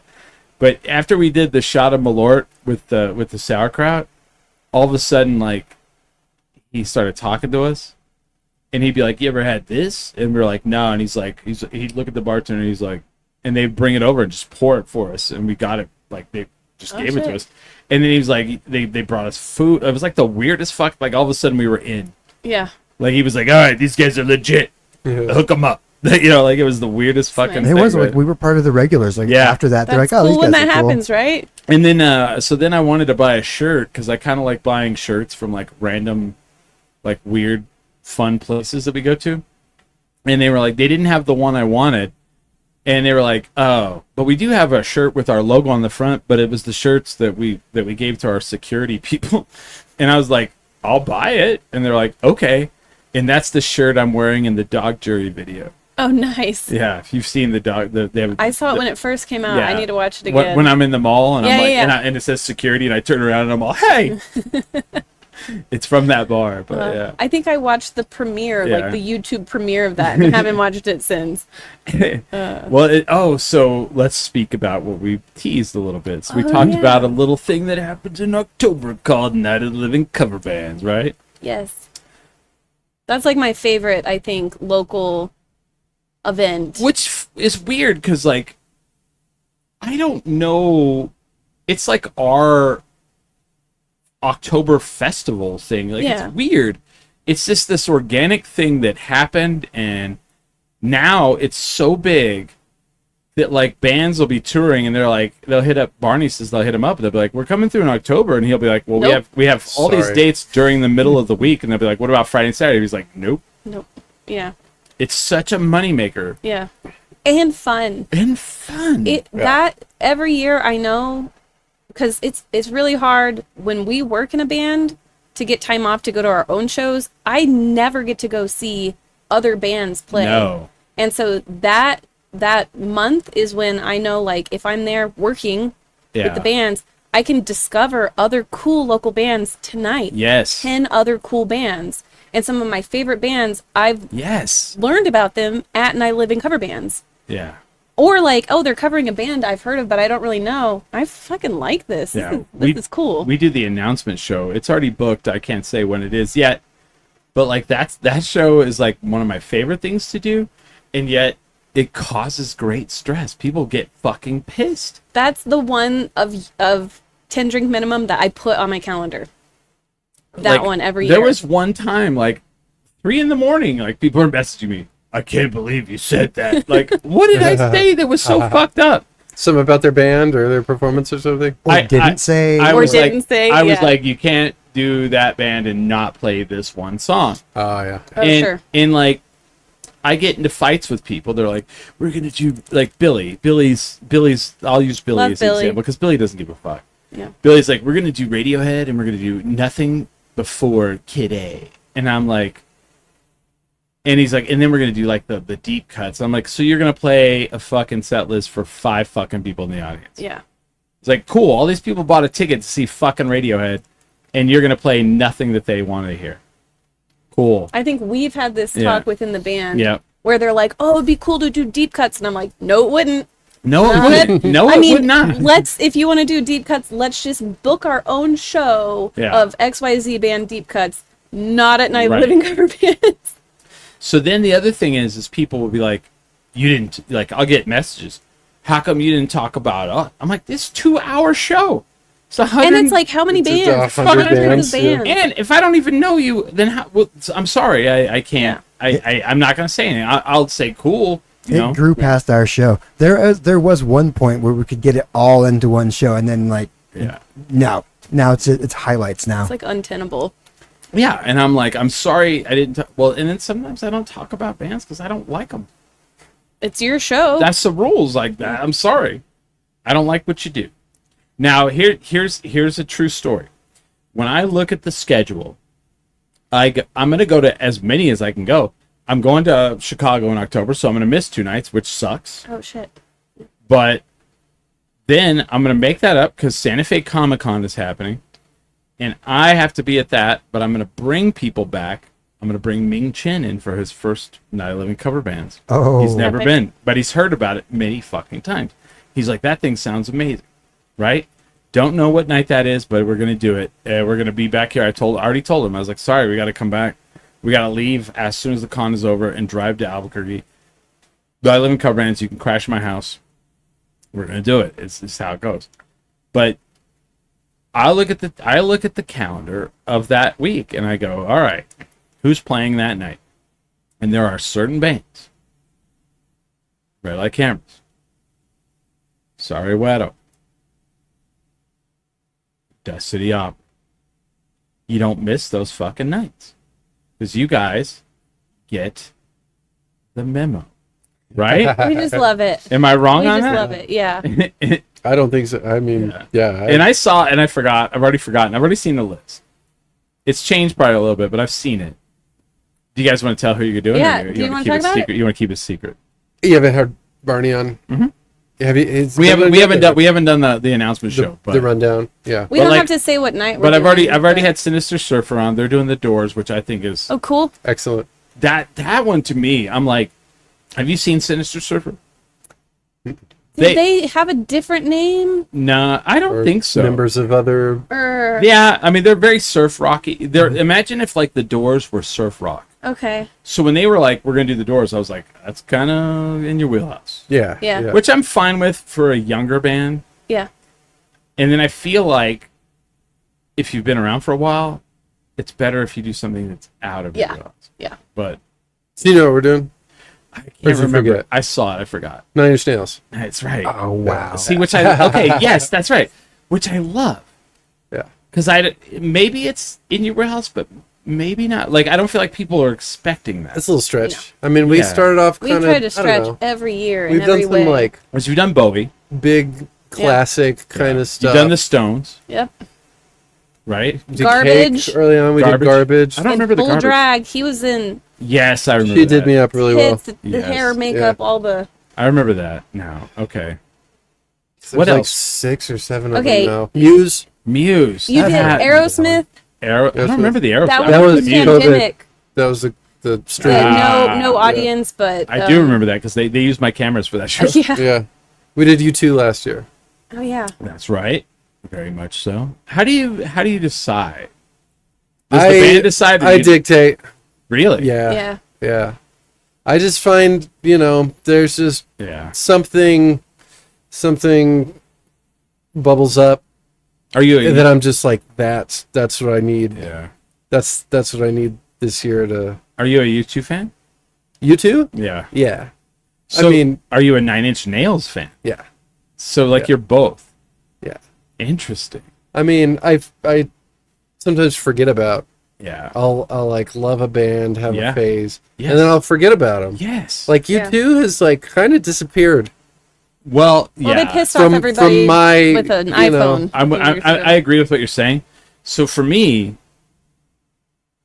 my late junior high going into high school years was U2. I saw Rattle and Hum in the theater, War, Boy, Joshua Tree. Those albums were fantastic. And I remember getting into college and I'm like, fucking U2, man. That is like, like we need to make a difference in this world. And then they came out with Achtung Baby and I was like, all right, I can get behind this. And then the next album came out and like on MTV they're all Lemon. I was like, Yeah. I don't know what's happening Yeah. here. Yeah. This I mean, is not what I like. my like. Where the streets have no names, man. Yeah, Motherfucker. I mean, that Yeah. stuff hit me in middle school and Fuck just yeah. like got into my With- bones and stuff, and then they kind of faded out of the popular. Yeah. You weren't hearing U2, out in the wild all that much. I feel like if they did a tour, it would be killer. They've been playing at the I would go see the them. dome. Oh, that's what they did. The thing, yeah. So the guy that brought the door Jesus told us he went to that, and he said that like you go to the what is that, the Sphere. The Sphere. Yeah. He said when you're there, it looks like they're down on the stage, Crazy. and I'm like, I like that and I hate that. You know, as Yeah. long as they're continually getting paid, I guess. Yeah. I don't. I'm sure they are. I mean, like YouTube fucking needs any money ever. Again, but still, like it's such a weird world we live in where you've got to worry. Like Smiley, it does backup work, and they were like, "Yeah, we want to scan you," and I was like, "Don't let them do that." Background acting. Yeah. No, don't do that. Yeah, Use You your get paid likeness. once, and they Yeah. use your likeness in perpetuity. But, No. I got exploded into dust and flames. yeah, I'm That is sure. pretty cool, And it but- was, I mean, and this was when I started like 10 years ago. What a weird thing. Yeah, I don't think they have that. And if they have that body scan, Yeah. it's 10-year-old freaking technology. It vaguely looked like me. So whenever I started talking about Night 11 cover bands with Barney, and it came up with the announcement show, the big thing I wanted to do was like I wanted to not call out, but like just try to get to push people to like get the memo. Like I hated going, and there's a band like doing the Breeders, and I'm excited. I go pay, and I get in, and they're all dressed in their same clothes they wore to their Yeah. day job, and they're Yep. like, "Hey guys, thanks for coming out. We're the Breeders, and we're gonna sing the songs of the Breeders in the exact same way we play our regular stuff. Yeah. Yep. Thanks for coming out." And then like later on, some other bands dressed like Rage Against the Machine and fucking shredding it, and the room's fucking having a great time. And then bands were like, "I just don't understand why we don't get." And I'm like, "Because you're not like." Being good musicians is great. Being great on stage is great, but showmanship and performance also is part of it. you Yeah. know? And especially in Night 11 cover bands, when you can like show like there was this incident where you guys did Bowie, right? A couple years later, another artist did Bowie. Showed up. And they had their phone out, and they would read the lyrics, put the phone down, play for a little while, stop, pick up their phone, play for a little while, stop, pick up their phone. And I was like, motherfuck, man. And then when I did the announcement show the next year, I skipped over. Said that they were playing something and skipped over them. And they freaked out, and they were the ones that wrote me and were like, why didn't you talk? And like wrote paragraphs of Yikes. like fucking thing. Finally, I was like, look, I saw you once. I didn't think you were good. And so that's why I've never had you on my show. Yeah. When did you see me? I saw you do David Bowie at the Night 11 cover bands. Well, my drummer was sick and couldn't make it. I was having a bad week and all these things. And I'm like, okay, well, you should have canceled. Should have canceled. Yeah. And I was like, Or fucking brought it. and they were like, Yeah. you shouldn't judge me by that one performance. And I said, well, that's where you're wrong. Because when people come out Yeah. and they see you for the first time, Yeah. they're going to judge you on the time that they saw you. And then they'll go, yeah, I'll never see this person again. Every show. Every show. every It's show. Like, you know, that's like the pep talk sometimes Mm-hmm. is like, you know, we're playing somewhere and there's like, nobody shows up, but there's 10 people 10 people. hidden in the shadows, you know, and it's Right. like, give them the fucking show of their life. Yeah. You know, they're here. Every person knows 80 people. Yeah, and then, you know, we played shows where it's just like, God, they hate us. It's fucking quiet. It just hurts, just every moment of this. Just let me get off stage and just let me go drink a beer in the corner and leave me alone. And, you know, it's been quiet the whole time. And then some dude comes up, that's the best show I've ever seen. Yes. I want to buy everything. Yeah. Yes. Oh, yeah. Sign these 3 records, sign my shirt. I'm subscribed to your Patreon, and Yeah. and you know, like I had no idea anyone gave a shit. Yeah. and you've got a fan for, For life. life. For Yep. life. Because you fucking gave him a show, Might even kill- though you didn't think anybody was listening. Yeah, you have a fan for life. Might kill you down the road. Who knows? Fun. No. But like, it's undeniable. One of the best feelings on the planet is when you start out a show, and the audience ain't into it, and by the end of it, they're fucking Hungry. your fans. Yeah. Like that's Yeah. you're like, and you get up there and you're like, well, fuck, like, and you know, you're like, this crowd is not in it. Like, right? Oh yeah. You know, and I you're think like, you know. and then by the end they're like, fuck yeah, and then Yeah. then they go line up, Yeah. and you're like, especially, that's what I love about local live music is like, especially when there's a touring band or two touring bands, I'll go to, for me, like, what people don't get is like, I'll go to a local show on a Tuesday, Wednesday, or Thursday night because I know the opener, and I have no idea who the fuck the touring band is. It's $10, $15, $20, ain't shit to me, but I'm gonna go pay at the door. A lot of times I'll walk up at the launch pad and they're like, you can just go in, and I'm like, no, here's the $10, here's the 20, because like, fucking bands gotta Yeah. put gas in the car, My gas in the van. My new line is, no, it's not my birthday, Joe. You don't have to pay. It's not my birthday. I'll take a free ticket on my birthday, but the rest of But- the time I'll pay. I'll stay for the last two bands and I'll check it out, and like, if I love it, then I'm like, I'll check it, and I'm like, fuck yeah, like AJJ, I never heard of them, and I went to go see my friends play, and I love AJJ now. Yeah. Every time AJJ comes to town, boom. Duke City Warriors in Yeah. the chat says, how's it going? Josue is in the chat. How's Hey. it What's going? up, Josue? What up, homies? It's going well.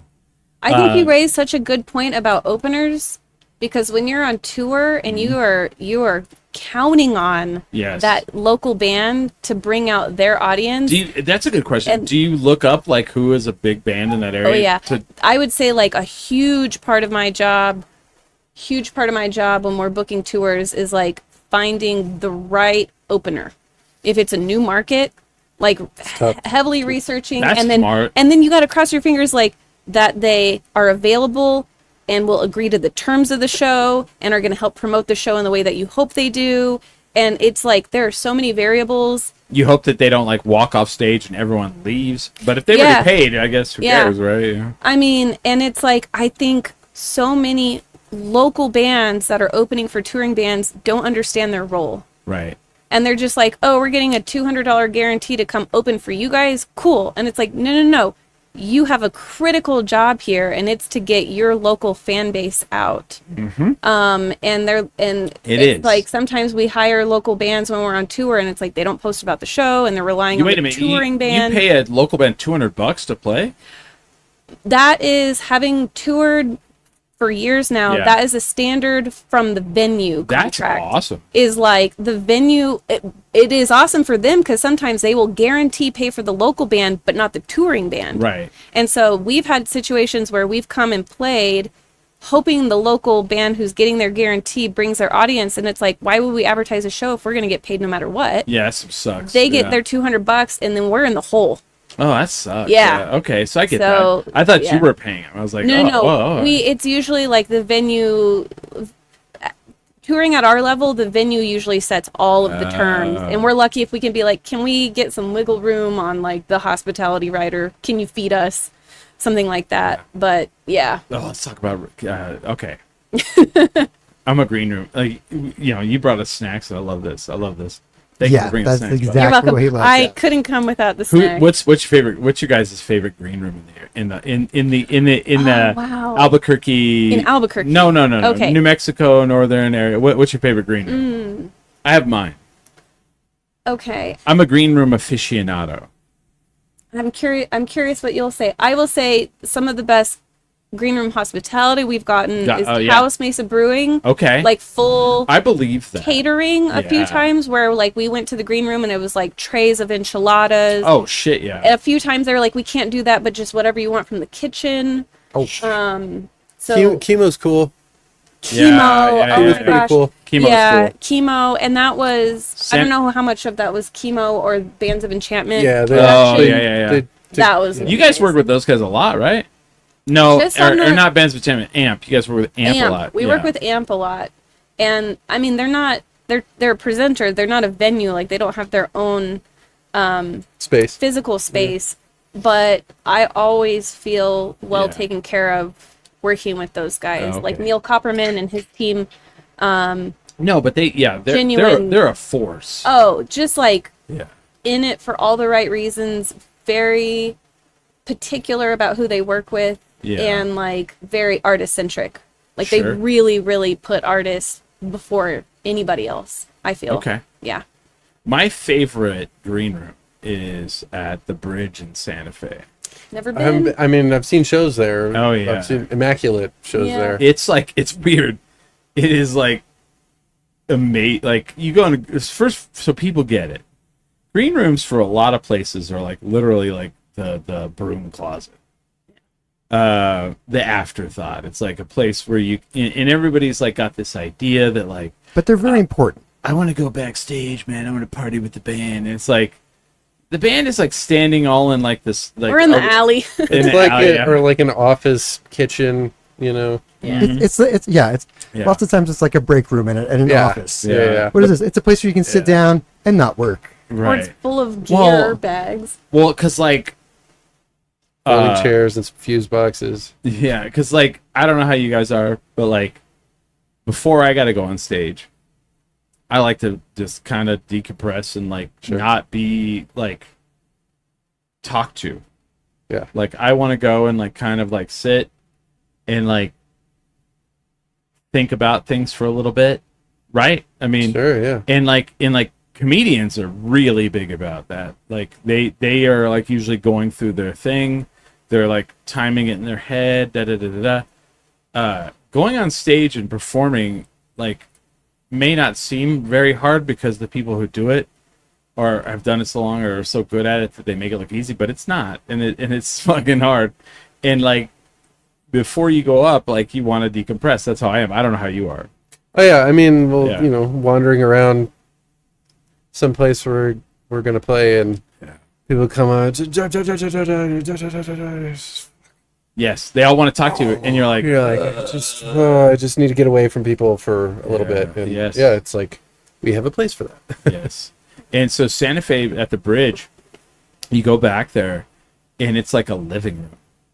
It has a coffee table. It has a couch. It has two like chairs that are like very nice. They have a refrigerator full of all their beers, and then what looks like a convenience store of food. Nice. And they're all just take whatever you want. Love that. So I'm back there at the time I was dating this woman, and she was like, we're in the back, and like it started raining outside, and I was like, let's go to the back. And she goes, I can't go back there. I was like, why? She goes, I'm not allowed back there. I was like, I'm allowed back there. You go with me. Yeah. And like immediately we walk up, and they were like, oh, you guys are good. And we're in the back, and we're like in the area, and she goes to the bathroom, and she comes back out, and she goes, I saw Annie DeFranco last year. And I was like, okay. She goes, she played here. It's like, uh-huh. I think she sat on the same toilet I just sat on. I was like, probably. You know, and it's really nice. But like they've probably, if you ever play there, like you'll play there.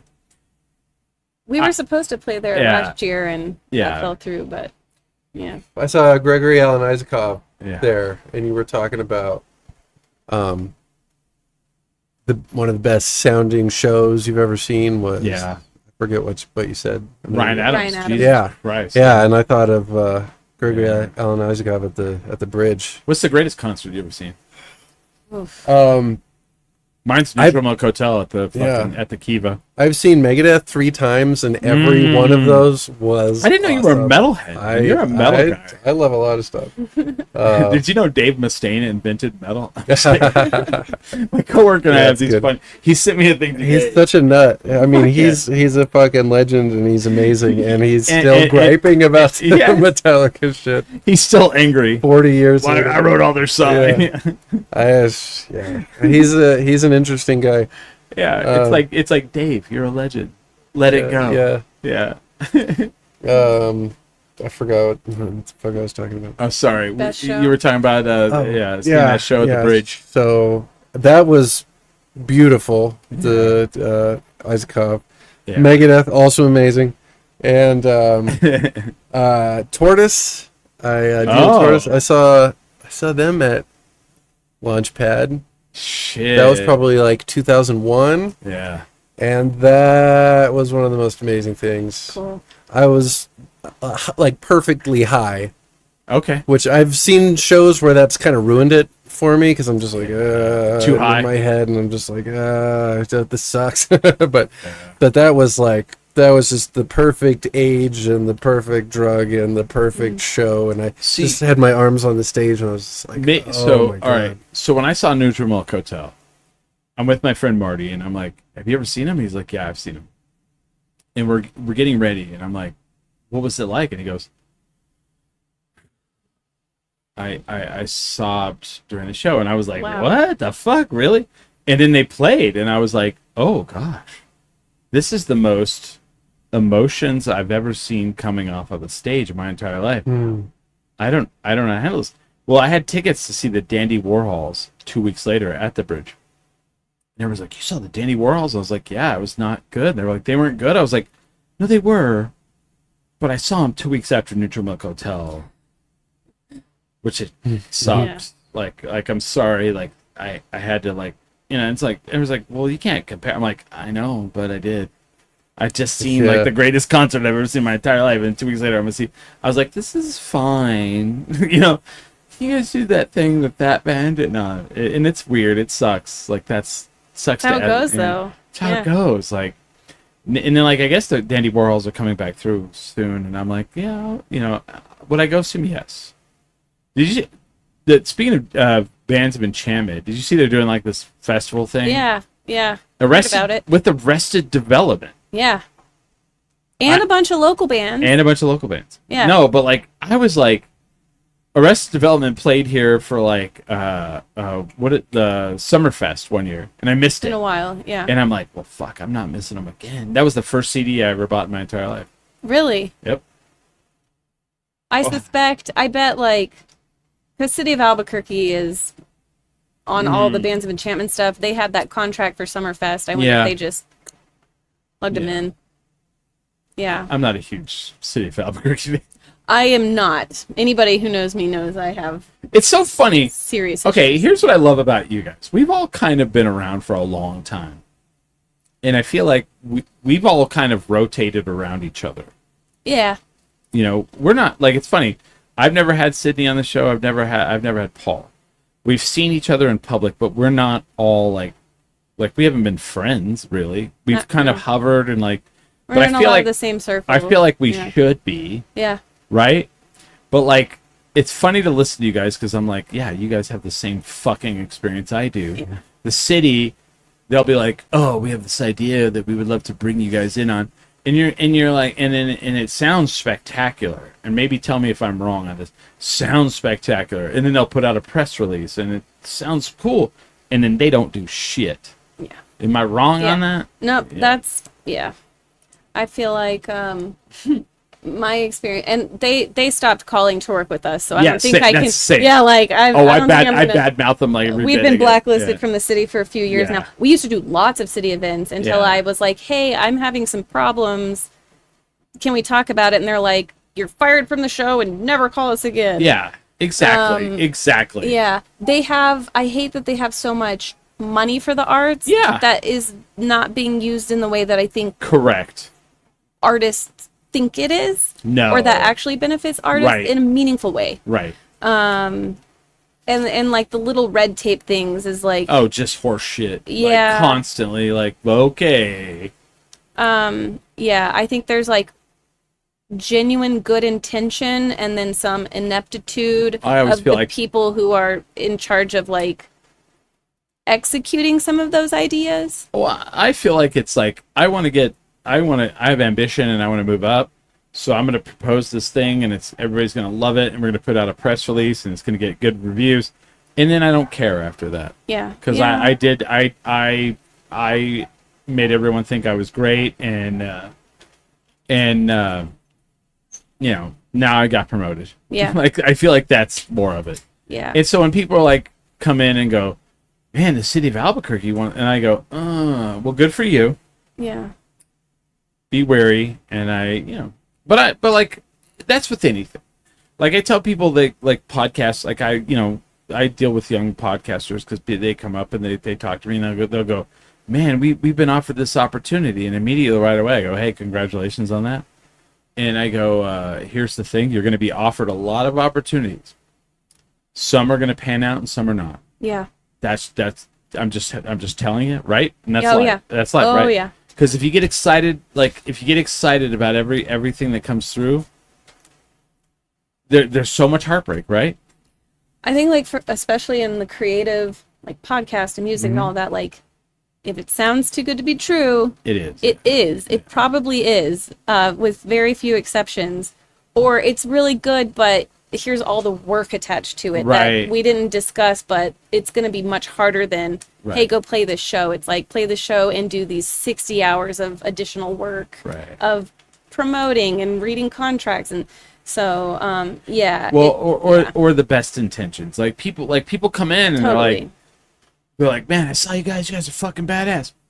You know what we need to do? We need to do these things and these things. And, like, I feel like all of us are at that level. We're like, oh, okay. Oh, yeah, man. Let me know. Yeah. Where back in the day, you're like, yeah, all right, hell yeah. And after a while, you're like, well, when it's all ironed out, let me know. Yeah. You know, because after a while, you're like, yeah, there's a lot of, like you said, a lot of work involved. Yeah. And people will go and, and people will be people. Yeah. And, like, I used to get upset when I would see other podcasts pop up or whatever, and I'd be like, oh. And then I was like, a year later that I'd look back and I'd be like, oh yeah, that thing, that's gone. Yep. And I would realize, like, people are people. And if you're not, like, when people come up and they go, I want to start a podcast, what do I do? And I'll be like, well, if you're asking me, you're not passionate enough about Yeah. this to do this. Yeah. If you really wanted to know, you would have already be doing it. Like, if you wanted to start a band, you don't walk up to a band and ask them how to start a band. You start a band. You do these things. Like, the work that is involved to do a podcast for 19 years is a lot. How long have you guys been going? 8, 9. Started 2018. 2018. No. When did you start playing music? Oh, When was your first band? We were like 14.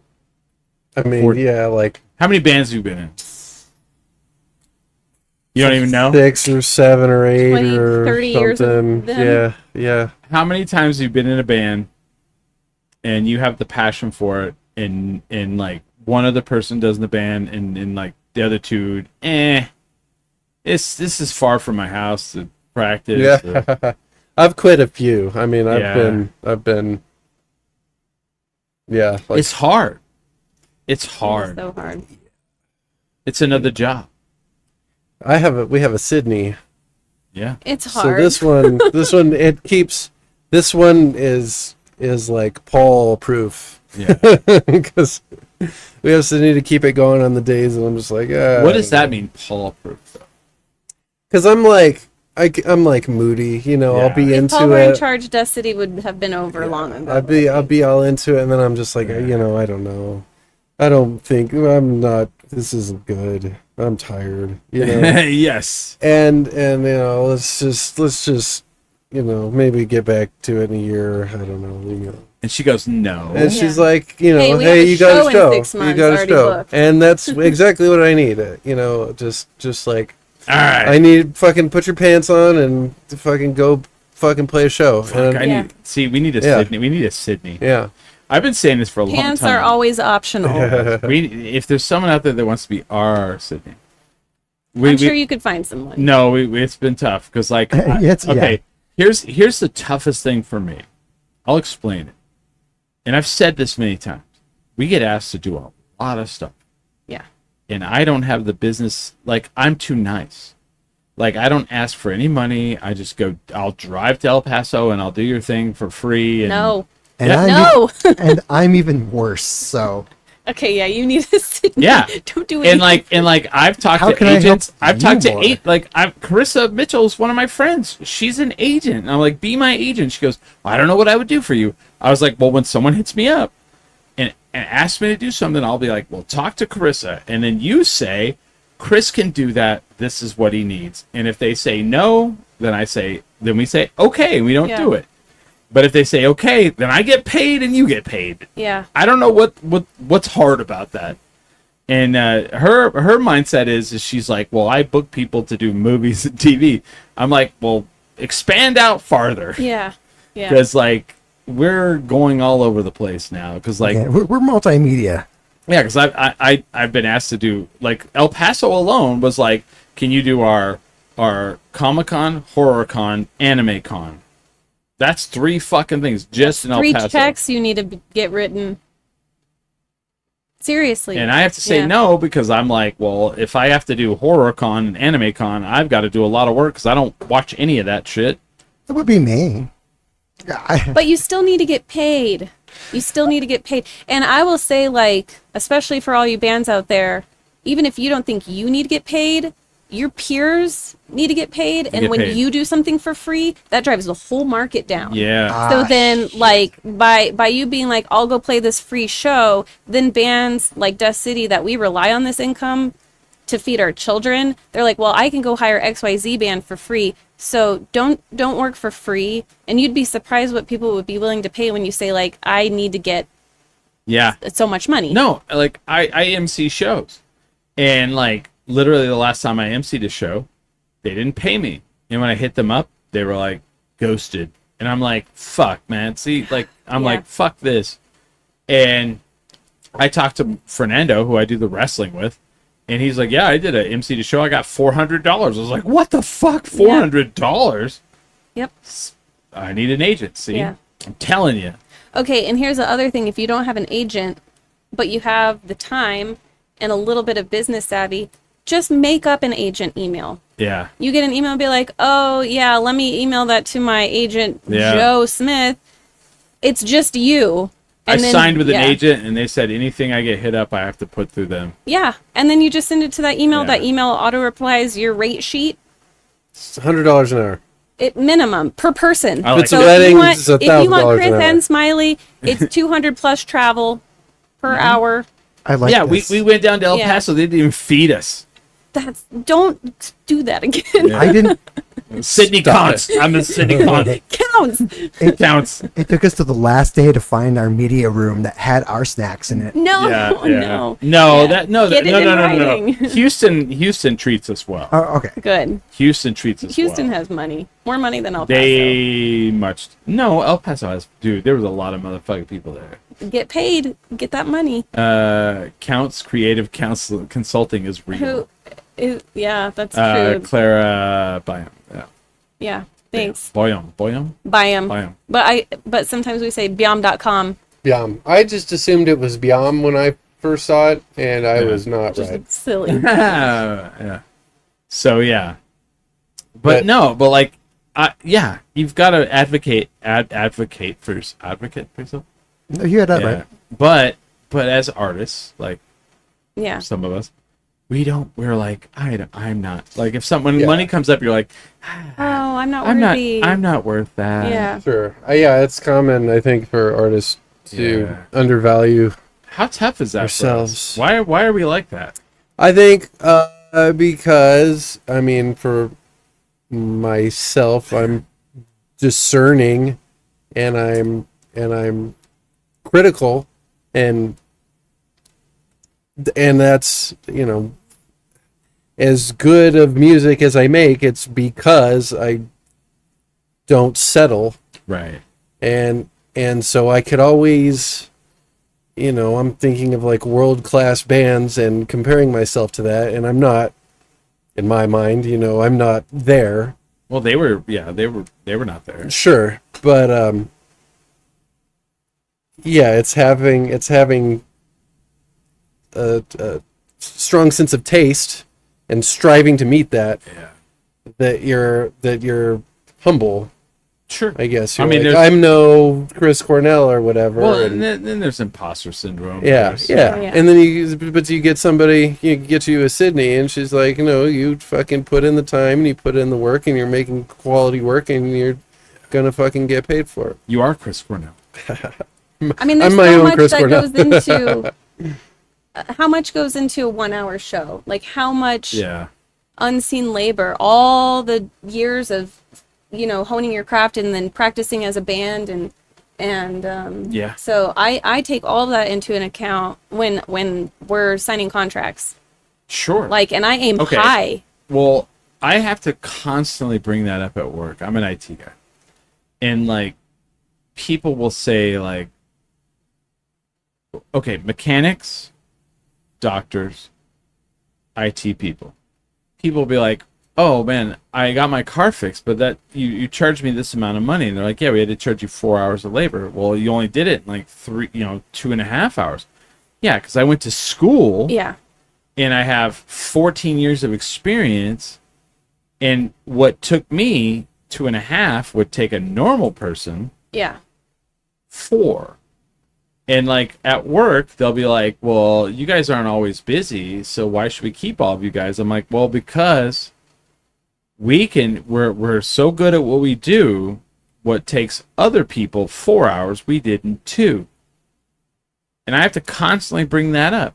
You want to bring in someone from the street that doesn't know how to do this? Sure, you'll have to train them, and this will cost you this much, and this much. Then you'll really be fucking hemorrhaging Yeah. because of all the money you had to pay to train those people. Yep. You know? Yeah, you're right. Like, it is that. It's that, like, you have that many years of experience. You have that many years of skill. And then there are some things you just cannot teach. Oh yeah. It's just talent. Yeah. Well, And meshing too. Yeah. Because we've Chemistry. had people come and go in the band that were extremely talented and like just that Travis, is he going? didn't click. Is he out? Travis he's on the He's- chopping block. No, I'm just kidding. No, I like that No, guy. but He's I cool. mean, we've had people come and go through Dust City that were just like exceptionally good at their craft and just couldn't hang Right. with this weird mismatch of people.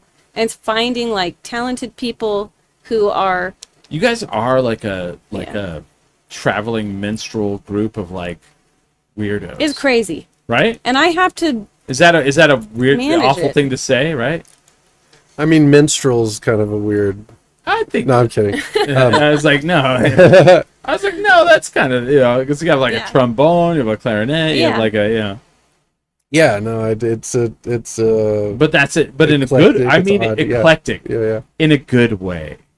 yeah, I mean it in the It's- best way. yeah. It's a little peculiar, and But that's And that's- needed. that's funny because like, I wasn't trying to be weird no. making the band. I just am weird. Yeah. You know, No. I was just trying to make something that seemed cool to me, not be edge lord. You know, But that's the fucking- best. But that's the best way. So like, Yeah, just I like this worst- thing, and I like that thing, and I like that. Okay. and I fucking put them I together. feel like it would be worse if you tried not to be that.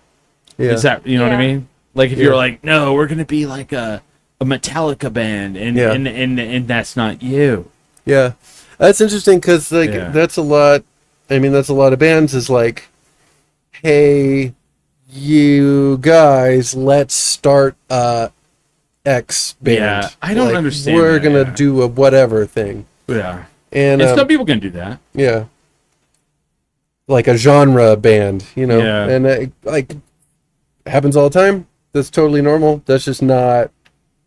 That's just not where I'm coming from. Yeah. Just a little this, a little that. Well, little people that. always go like, "Well, what's the theme of your show?" I'm like, I don't know. Which show? What day? Because I can't. This is us.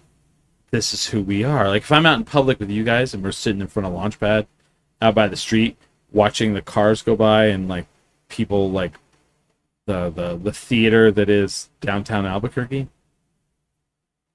This is what we would probably be talking yeah. about. Yeah. It's very organic. Yeah. And it's very Albuquerque. Yes. Yeah. And I feel like that resonates with a lot of people in the right way that I want to resonate with. There's people that probably does not, and that's fine. And I don't care. It's harder to market, Yeah. if you're not just like fitting into a we're little slot. we're like talking about fitness. We're talking about this, or we're talking about true crime. Like no, we're like literally this. I walked into a convenience store over on Broadway earlier today, and the lady was listening to a true crime podcast, and I was like, "So you listen to true crime while you watch crime?" And she laughed. I was like, "Just messing with you." Good. But because that one's that it's like Broadway and Bridge, that Oh yeah. convenience store. I was like, yeah, because there was like crazy shit happening outside. But yeah, like this is all I can. I've tried to do it. Like there's other podcast ideas I have. I just don't have the follow through because it's just not me. It's like I want to go do this band, but it's really not you. But it's a stretch. It's tough. It's tough to do that, right? Maybe not. I don't think it could last 19 years if you're trying to do other stuff. Yeah. I think. It's But- same with but- Dead City, like trying to do stuff for Yeah. other people instead of Yes. for what you need. Right. That's the end is near if you're trying to But do it for other people. When people hire, like the thing that's been the hardest thing for me, and I finally crossed over, and now it's amazing and I love it, is to realize I'm a performer and just let that happen. Like when we did go to El Paso, I'm not there to like regulate or produce or be a part of anything. I'm there. You brought me in to do this thing, and I'm going to do that thing, and that's all. So we're like there, and like we did the whole day where we hosted. Oh, yeah. We We were the workhorses. we hosted every Yeah. every celebrity panel that day in El Paso for the Comic-Con. Except for the wrestling, which was hilarious That was because the weird. That was the weirdest one. that's how I got into it, right? So anyway, so like we're getting ready. We just did Brent Spiner from Star Trek, and they're about to bring the MCU people in, which was like the big. But that was the big ones. It was yeah, the big- oh, was the yeah. big one, I would right? imagine. And there's a line out the door, but there's like people who had come in and sat down already to like preload for the MCU one, and I'm standing at the door, and people are like, "Are you going to clear out this room so that everyone that's been standing in line can come in?" And I was like, yeah, no, I'm not doing that. I'm the MC. That seems like I'm someone the, else's job. and they were like, why were I Above not? my And I was like, pay they grade. brought me in to MC the stage. I don't know. I have no idea Yeah. who's doing that. And at the same time, I'm over at the sound guy. All, why don't you have more mics? Get mics. Yeah. And they're like, do you work here? I do now. Get And out. and I don't care at all. I'm like, I could care less. I could care less who's in the audience. I could care less. I'm here to do the thing they brought me in to do, and that's all I'm here to do. When I do Duke City Championship Wrestling, now I was an owner, and I'm not anymore. I love Duke City Championship Wrestling. I show up, I do the commentary, and then I get to leave and go do everything else. yeah. As a performer, I show up, I perform, and I leave. Yeah. And it has taken me a long time to get to that aha.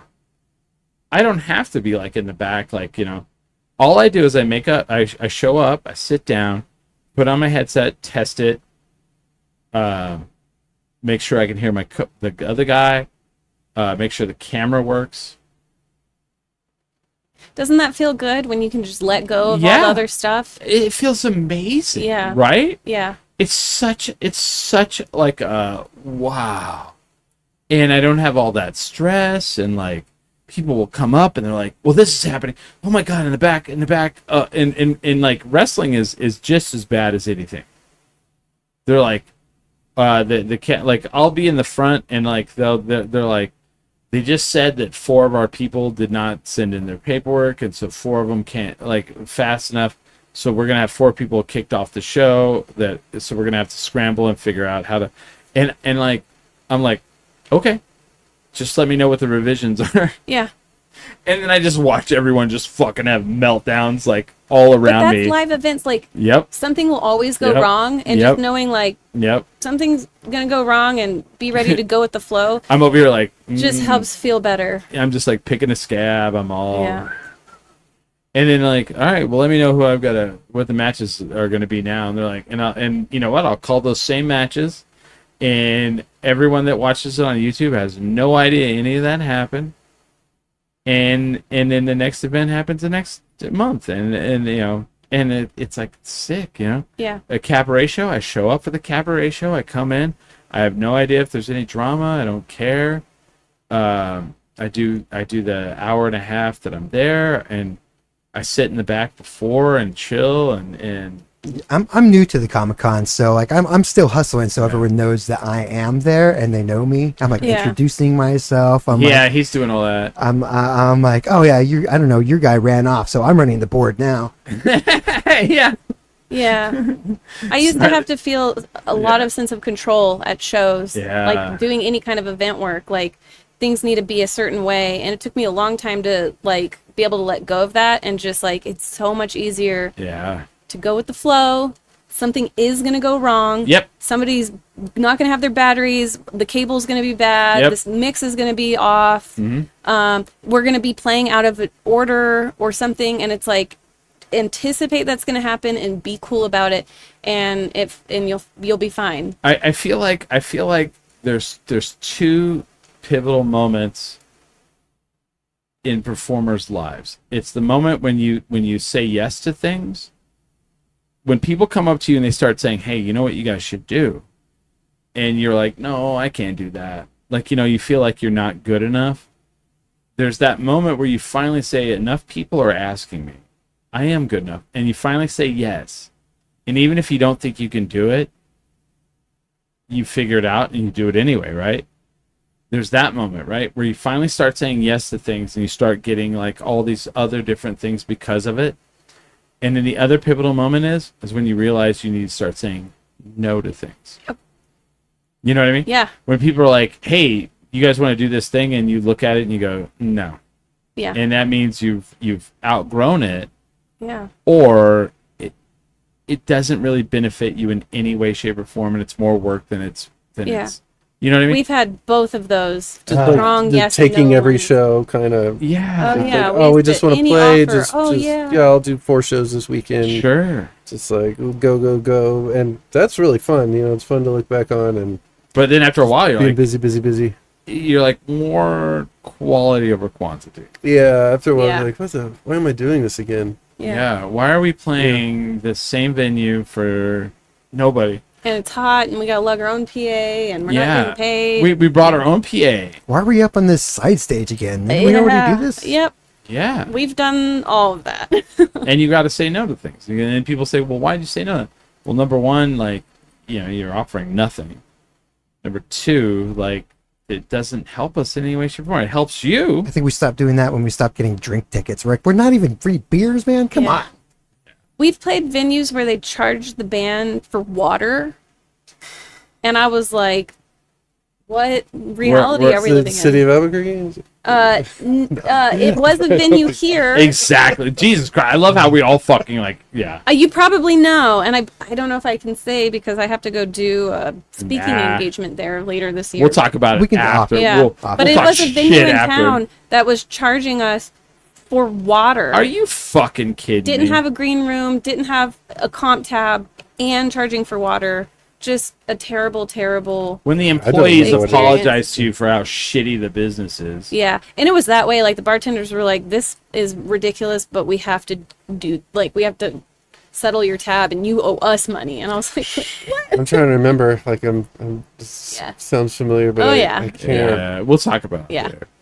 But yeah, we're kind of at that. Oh, We're okay, at- I remember. We could go. We could, see, here's the thing. Like, here's what I think is amazing. We really haven't, like, for you guys that like are watching. Like, it seems like we're old friends. We're not old friends. We've kind of revolved around each other, but I feel like we're friends now. I hope so. Yeah, of course we are. Yeah. But like Sydney and I have had a relationship where, you know, we brought bands on, we brought, you know, you guys on, but we're friends now. I feel like we're more. Brody's seems to. Cross that bridge. Brody's She- warming up. She's not barking at me right now. She's waiting. She's like, I can't wait to bark at this guy. Yeah, she's all.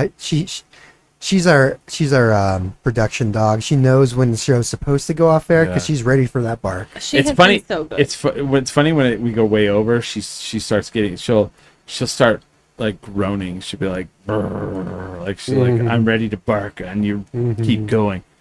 But yeah, Sadness, Madness, and Mayhem in January. Yep. Get your January tickets. 24th. January 24th. Early bird tickets are still available. We extended them All right. through the 15th. What month are we? We're- August 15th. This month. Yeah. Feels weird we're in August, right? Yeah. Here's a big question about that. See, Brody already blew it out. She already blew the prize. What did I do? I didn't do anything. Brody! It's you. Yeah, she is there a after party Yep. event? So we are going to do the VIP shit. after party again. It's been a little different every year. I know you came Yeah, last year. I had a great time. That was yeah. fun, That was right? super fun. I I don't want to tell people where it was at. It was a secret. Yeah. So we will have a separate location for the after party this year. I say this year in 2026.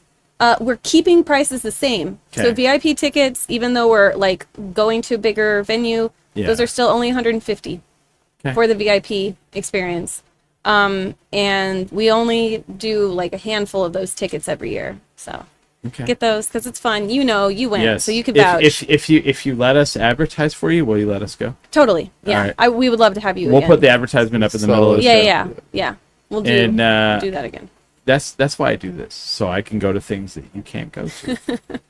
That was super fun. I had a good time. Good. I liked going to the like you guys. First of all, I think I talked about it after too. I was like, you guys did it right. Like you guys had the full spread. Smiley, they had it catered.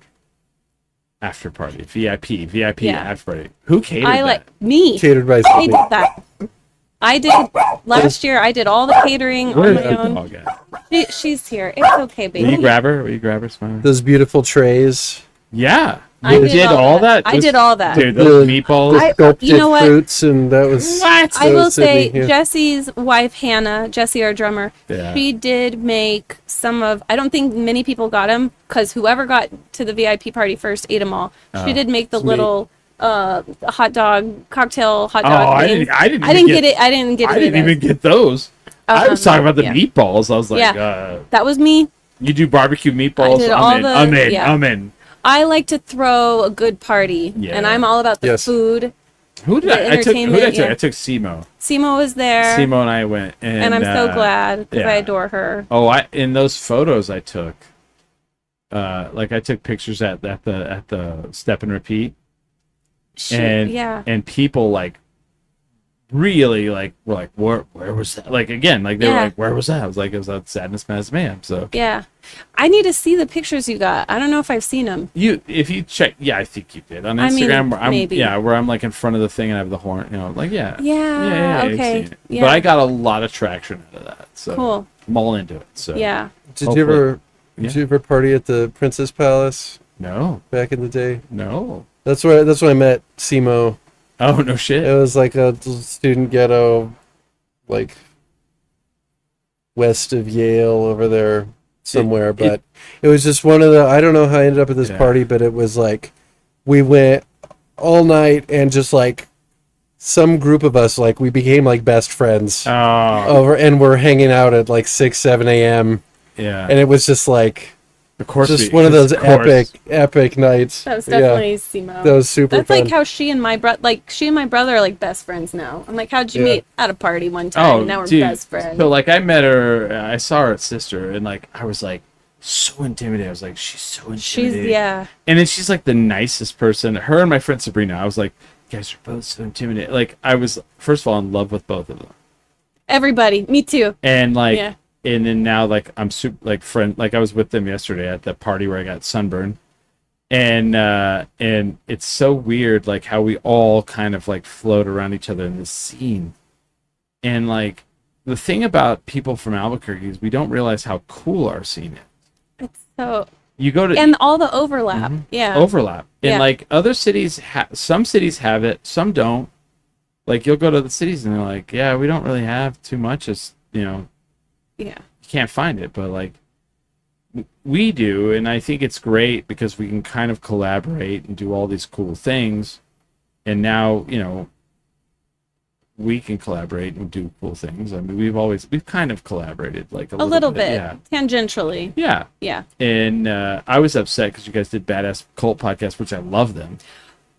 I will Those say guys were awesome. it's Yeah. because they live in the neighborhood and they came to one of our house shows. Oh, So see, you got to come. Labor Day, I've guys. never been invited. Come. Like, I It's never open invite. It's if you're in the neighborhood, you hear about it because like we Yeah. have a neighborhood like email list. Yeah. We don't get a lot of people from outside, but come please, Labor Day. It's gonna I be don't fun. get along with other podcasts, and I get along Yeah. with those guys. They speak so highly of you. Yeah. Like, I love them. and they were I even told them, I was like, when am I coming back on the show? And they were like, well, can you fill in sometimes? I was like, of course I can. love that. And I would never extend that to most like things. And because I love it. I think they're fantastic. They made a puppet of me. We got a puppet, We got puppet. too. Yeah, Oh yeah, I love that. We- That was so like- cool. very like- thoughtful. I was like, you guys made a like Yeah, I What love the the white fuck? glasses. Yeah, right. really good. Can you fill in for me sometime? Yes. Of course I I would did. pay to see I've been like one thing that I just Not wanted well. for and I think that would be okay. Is just to see. Hey I want guys, to I'm see. Paul. I'm Paul. I would love to see the band perform without me. You're not I Paul. want to. I Shut want the to be in fuck the up. audience. Fuck you. Watch Kick- someone else do this. Kick that guy out. You can't even play the guitar. Shut the fuck I want to see it all fall apart. We should have you do Fight like this one guy. song at Mayhem. Get up on Yeah. stage. I forgot. I had this idea and I forgot about it. Uh-huh, go for it. Like where we do like a Dust City Opera like karaoke. Oh yeah. Like yeah, you sign up. Oh, like with the live like, band? Well, it's Dust City Opera, and you sign up to sing one of our songs, I would not do well. and then you pick one of the songs, and probably like a few days before Yeah. you submit it, and then we make a set list, and then we watch our fans perform our songs. Do it. Well, Let's do it. I have 3 of your albums now. I'll make Yeah, sure you to do. listen Yeah, to them. yeah. Pick your favorite, and we'll fucking What was I gonna say love about that. that? get you on stage. I was gonna say something. Oh, so My birthday. for the last couple of years, I've done Night of Living cover bands as some sort of performer. Each year I've done like one, and this year I'm not. I'm doing 2. Oh shit! I got asked for a second one. I Nice. really hope it's one of the nights that I'm there. I hope so too. Yeah. I hope it's one of the nights I'm there. This is because I missed my live performance last year. Yes. It is. It's Yes. totally because and they came up to me. They're like, "We should ask you instead of Smiley." I was like, "Yes." He had to work. I couldn't get out of it. They fired someone while I was out of town. Yeah, I'm gonna do That 2 sucks. different. I'm actually gonna bring back a character I did previously for Ah. this year. It's a good one. Yeah, I can't wait. It's my favorite time of year. it's so I love Night of the Living fun. Cover Bands. I love Halloween. I love dressing They're up. like, "Will you dress up and do this character again?" And I said, "Yeah, fucking Oh, hey, yeah. I'll do it." Yeah, and it's funny because like, I'm gonna literally do the character for the band that actually happened. It's going to be like a lot. We're gonna recreate the live television moment Yes. Oh, nice. on stage. Yes. Okay. If that, Now, are you going to talk about this on the podcast for the Night of the Living Cover Bands podcast, or do we have to wait till the night? no, I'll probably talk about it on Okay, I hope so. that because I'm gonna try to do it verbatim because it was one of the most famous moments I wonder if I could from guess the it. 60s. Is this the Miami incident? No. Are you aware? It's a That's a good one. I'm aware What of was the that one. Miami incident? it's the Doors. It's Jim Morrison was getting into some weird theater shit, and he starts like kind of like abusing the audience, Oh yeah. and he just gets really like aggressive and saying like You really are inappropriate very, shit, and Close. very Yeah. close. and it's like you kind of jawed like, what is he doing? What You're is happening? Very close. I want to see someone do the Doors and do that or something like it's that. not. It's not that extreme, but it's that. Yeah. But you're as close as you Yeah. possibly could be. Where like But- maybe a few people know what's going on, but most of the people are just going to be horrified. No, this is like more TV. So Yeah. Okay. Love very, it. very close. I love but- it. I can't wait. All right, we're gonna end the show. I want to thank Sydney Counts.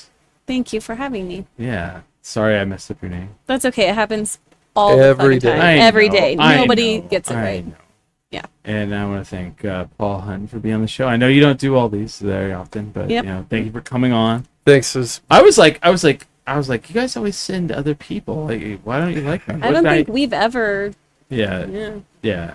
I mean, this is never me. My monthly Nobody outing. wants to talk to me. See, I do because I'm Yeah. inside baseball. Yeah. Cool. I want to know that. I want to because it's important. Because I feel like there's a lot of people who they know the art, but they don't know the work. yeah. And the work and the art are hand in hand, and Yeah. it's tough, man. It's, you know, the grind is hard. Like, people are like, man, you did 19 years, that's amazing. And I'm like, yeah, it was fucking hard and it was rough. Look at Brody in the background. She knows the grind. No, the grind is what it is. There's the peaks and there's the valleys, and if the peaks weren't so amazing, the valleys wouldn't be worth it, but they are. Yeah. You know, and that's the truth. Like, these guys wouldn't do what they do if it wasn't worth it. But So true. But it's fucking hard, man. And in the world, in things are getting harder. They're not getting easier. It's just getting harder. Yep. Like you said, streaming and this and that. What? One last thing. A lot of bands are like pulling their, like, major Oh, bands yeah. are pulling their music from Spotify. Yeah. How do you guys feel about that? I wholeheartedly agree. Yeah. I think, like, you have to be, in my opinion, you have to be at a certain threshold to be able to do that. Yeah. We are No. For anybody to care. Yeah. Right. So, well, for them to care, but also, like, For it to fit, yeah. for us, our biggest audience comes from Spotify. So if we take down our Spotify, It's killing. that's our. It's not killing Spotify. Yeah, like, we're not reaching those few thousand people in Mexico anymore that would not otherwise know us. Right. That's our biggest reach right now, and it sucks because we don't make any money. It's all the exposure. Shit. A Yeah. little bit. Yeah. Bit. I mean, actually, yeah, we're Yeah, we making. make $3. Yeah, I think, like, historically, in all time, we've made like a few $100s. Okay. Because they can order merch, right? That's just from streams. No, Oh, but, really? but like Yeah. they can order merch if you guys Yeah. have a website, yeah. Yeah. So let me tell you a story. I have a friend in town who has 3 gold records and a platinum. Wow. I've seen his packet he gets from his record label, from his streaming revenue. Yeah. And it when the packet comes in a big yellow envelope. Pull it out, and it's stapled together, and it's Spotify, Pandora, iHeartRadio, YouTube, Yeah. blah. Yep. Those platinum, 3 gold records, like $5,000 a year. Yeah. Yeah. That's garbage. Well, and you're splitting that too. Like, No, that's his cut. yeah, and I'm saying, like, Yeah. he's had to split that with his publisher, his label, Yep. the platforms. Like, Yep. people think, oh, you get a few cents from each thing. No, those few cents are, you get a little sliver of that pie of those Famous. Like, you can think of Albuquerque famous bands, and you could figure Yeah, out I what it think is. I know who you're talking about. $5,000. I feel $5,000 very a confident I know year who you're talking about. on Yeah. just We've made a few $100s in 8 years. yeah. In 8 years. It's And terrible. we've done very, like, for Albuquerque bands, Garbage. we've done very well in terms of the amount of Yeah. streamings we've had. Spotify announced that like 35% of their listenership is podcasting. 35%. Oh. Wow. And I was like, oh, because you pay us nothing. 0. You pay Joe Rogan $100 million. And I get that. He's probably a large chunk of that. But at some point, it's going to come. Well, here's the fucking problem. 4 million podcasts in the world. The average amount of episodes per podcast is 1, because people think it's easy to do and they start one and then they realize, oh, it's fucking hard. And the $400 or $500 they spent on equipment now gets to sit and be sold on Marketplace. But like, sooner or later, there's going to be a moment where we're all going to go, you know what, Spotify, we're all leaving. Yeah. Yep. And the true crime and the, this and that and the other, and we're all going to walk away. And and if the bands keep doing it and we keep doing it, sooner or later that'll hopefully we'll get some other better way to do this where somebody can make some money that's not a billionaire in Palo Fueling Alto, California. Yeah. Wars. Yeah. Yeah. With our. yeah. That's like, cutting the government's spending or whatever because they. Can I ask, like, where do you guys get your revenue besides sponsors? We don't make money. Yeah, we Yeah. don't make any money on this No, show. this is all passion. That's like enraging. Day jobs. Yeah. Yeah. 19 years, day jobs. Where would you like to see funding coming in? Like So- a Patreon type See, thing? Patreon, like, here's the thing. Like, everyone's like, you gotta start a Patreon. Yeah, and then I literally have to take on a third job. Because this is a Yeah. second job. Yeah. Patreon's a third job, because then we have to make other content. So, like, at some point, it's like, I don't really want to, like, my day job is fine enough where this is, like, my passion. But, like, I don't want to take on a third job. So, how much money I would love to pay Smiley. I would love Smiley to make money. Yeah. But, like, for me to do that. I'm okay. Yeah, he's okay too. It's- But I like, don't really like money. I relate to Chris in that I would like to pay my band Yeah, much more but- than they make. but How do you it's do one it? of those things where it's like, if we were to do a Patreon, I would love to ask the audience, what would you like? But like, we would then have to make content all week. I would have to like make time. I would have to take time out of my life. I'd have to ask Smiley when is he off, and we'd have to go make content. No. you So know? I'll just say, like, as a casual yeah, 10 drink minimum viewer, yeah, I would just subscribe just to keep getting the content I already get yeah. on other platforms. Sure. I'm not going to subscribe and watch content on Patreon. I would subscribe and just still watch you on All Instagram. right, sure. But make it low, like a $2 or $5 a month. No, I have a Patreon where we asked for $1 and we got one person, oh, shoot. and I was like, well, Ask shit. for $5 and mention Yeah. it every show. Yeah, yeah, and that's the other thing. Like, we're It's like terrible a- with that. Yeah, It's like a tip jar. Yeah, sort of, yeah, yeah. sure. I think. All right. Because I think there are probably a lot more listeners like me that are like, I want to give you money, but I also don't want to go to Patreon to find Sure. content. I've I thought just wanna about just support putting you. a QR code on the screen. You should. And, like, letting Totally. people like just Yeah. fucking, if you want to tip us, please do. Yeah. Yeah, Every absolutely. now and then you'll get that one person that's Yeah. like, here's $200. Shit, yeah, that'd be nice. Peace out. But yeah, But every we now should, and then we get you that. know, Make it easy for him. we should, yeah, we should Yeah. do that, yeah.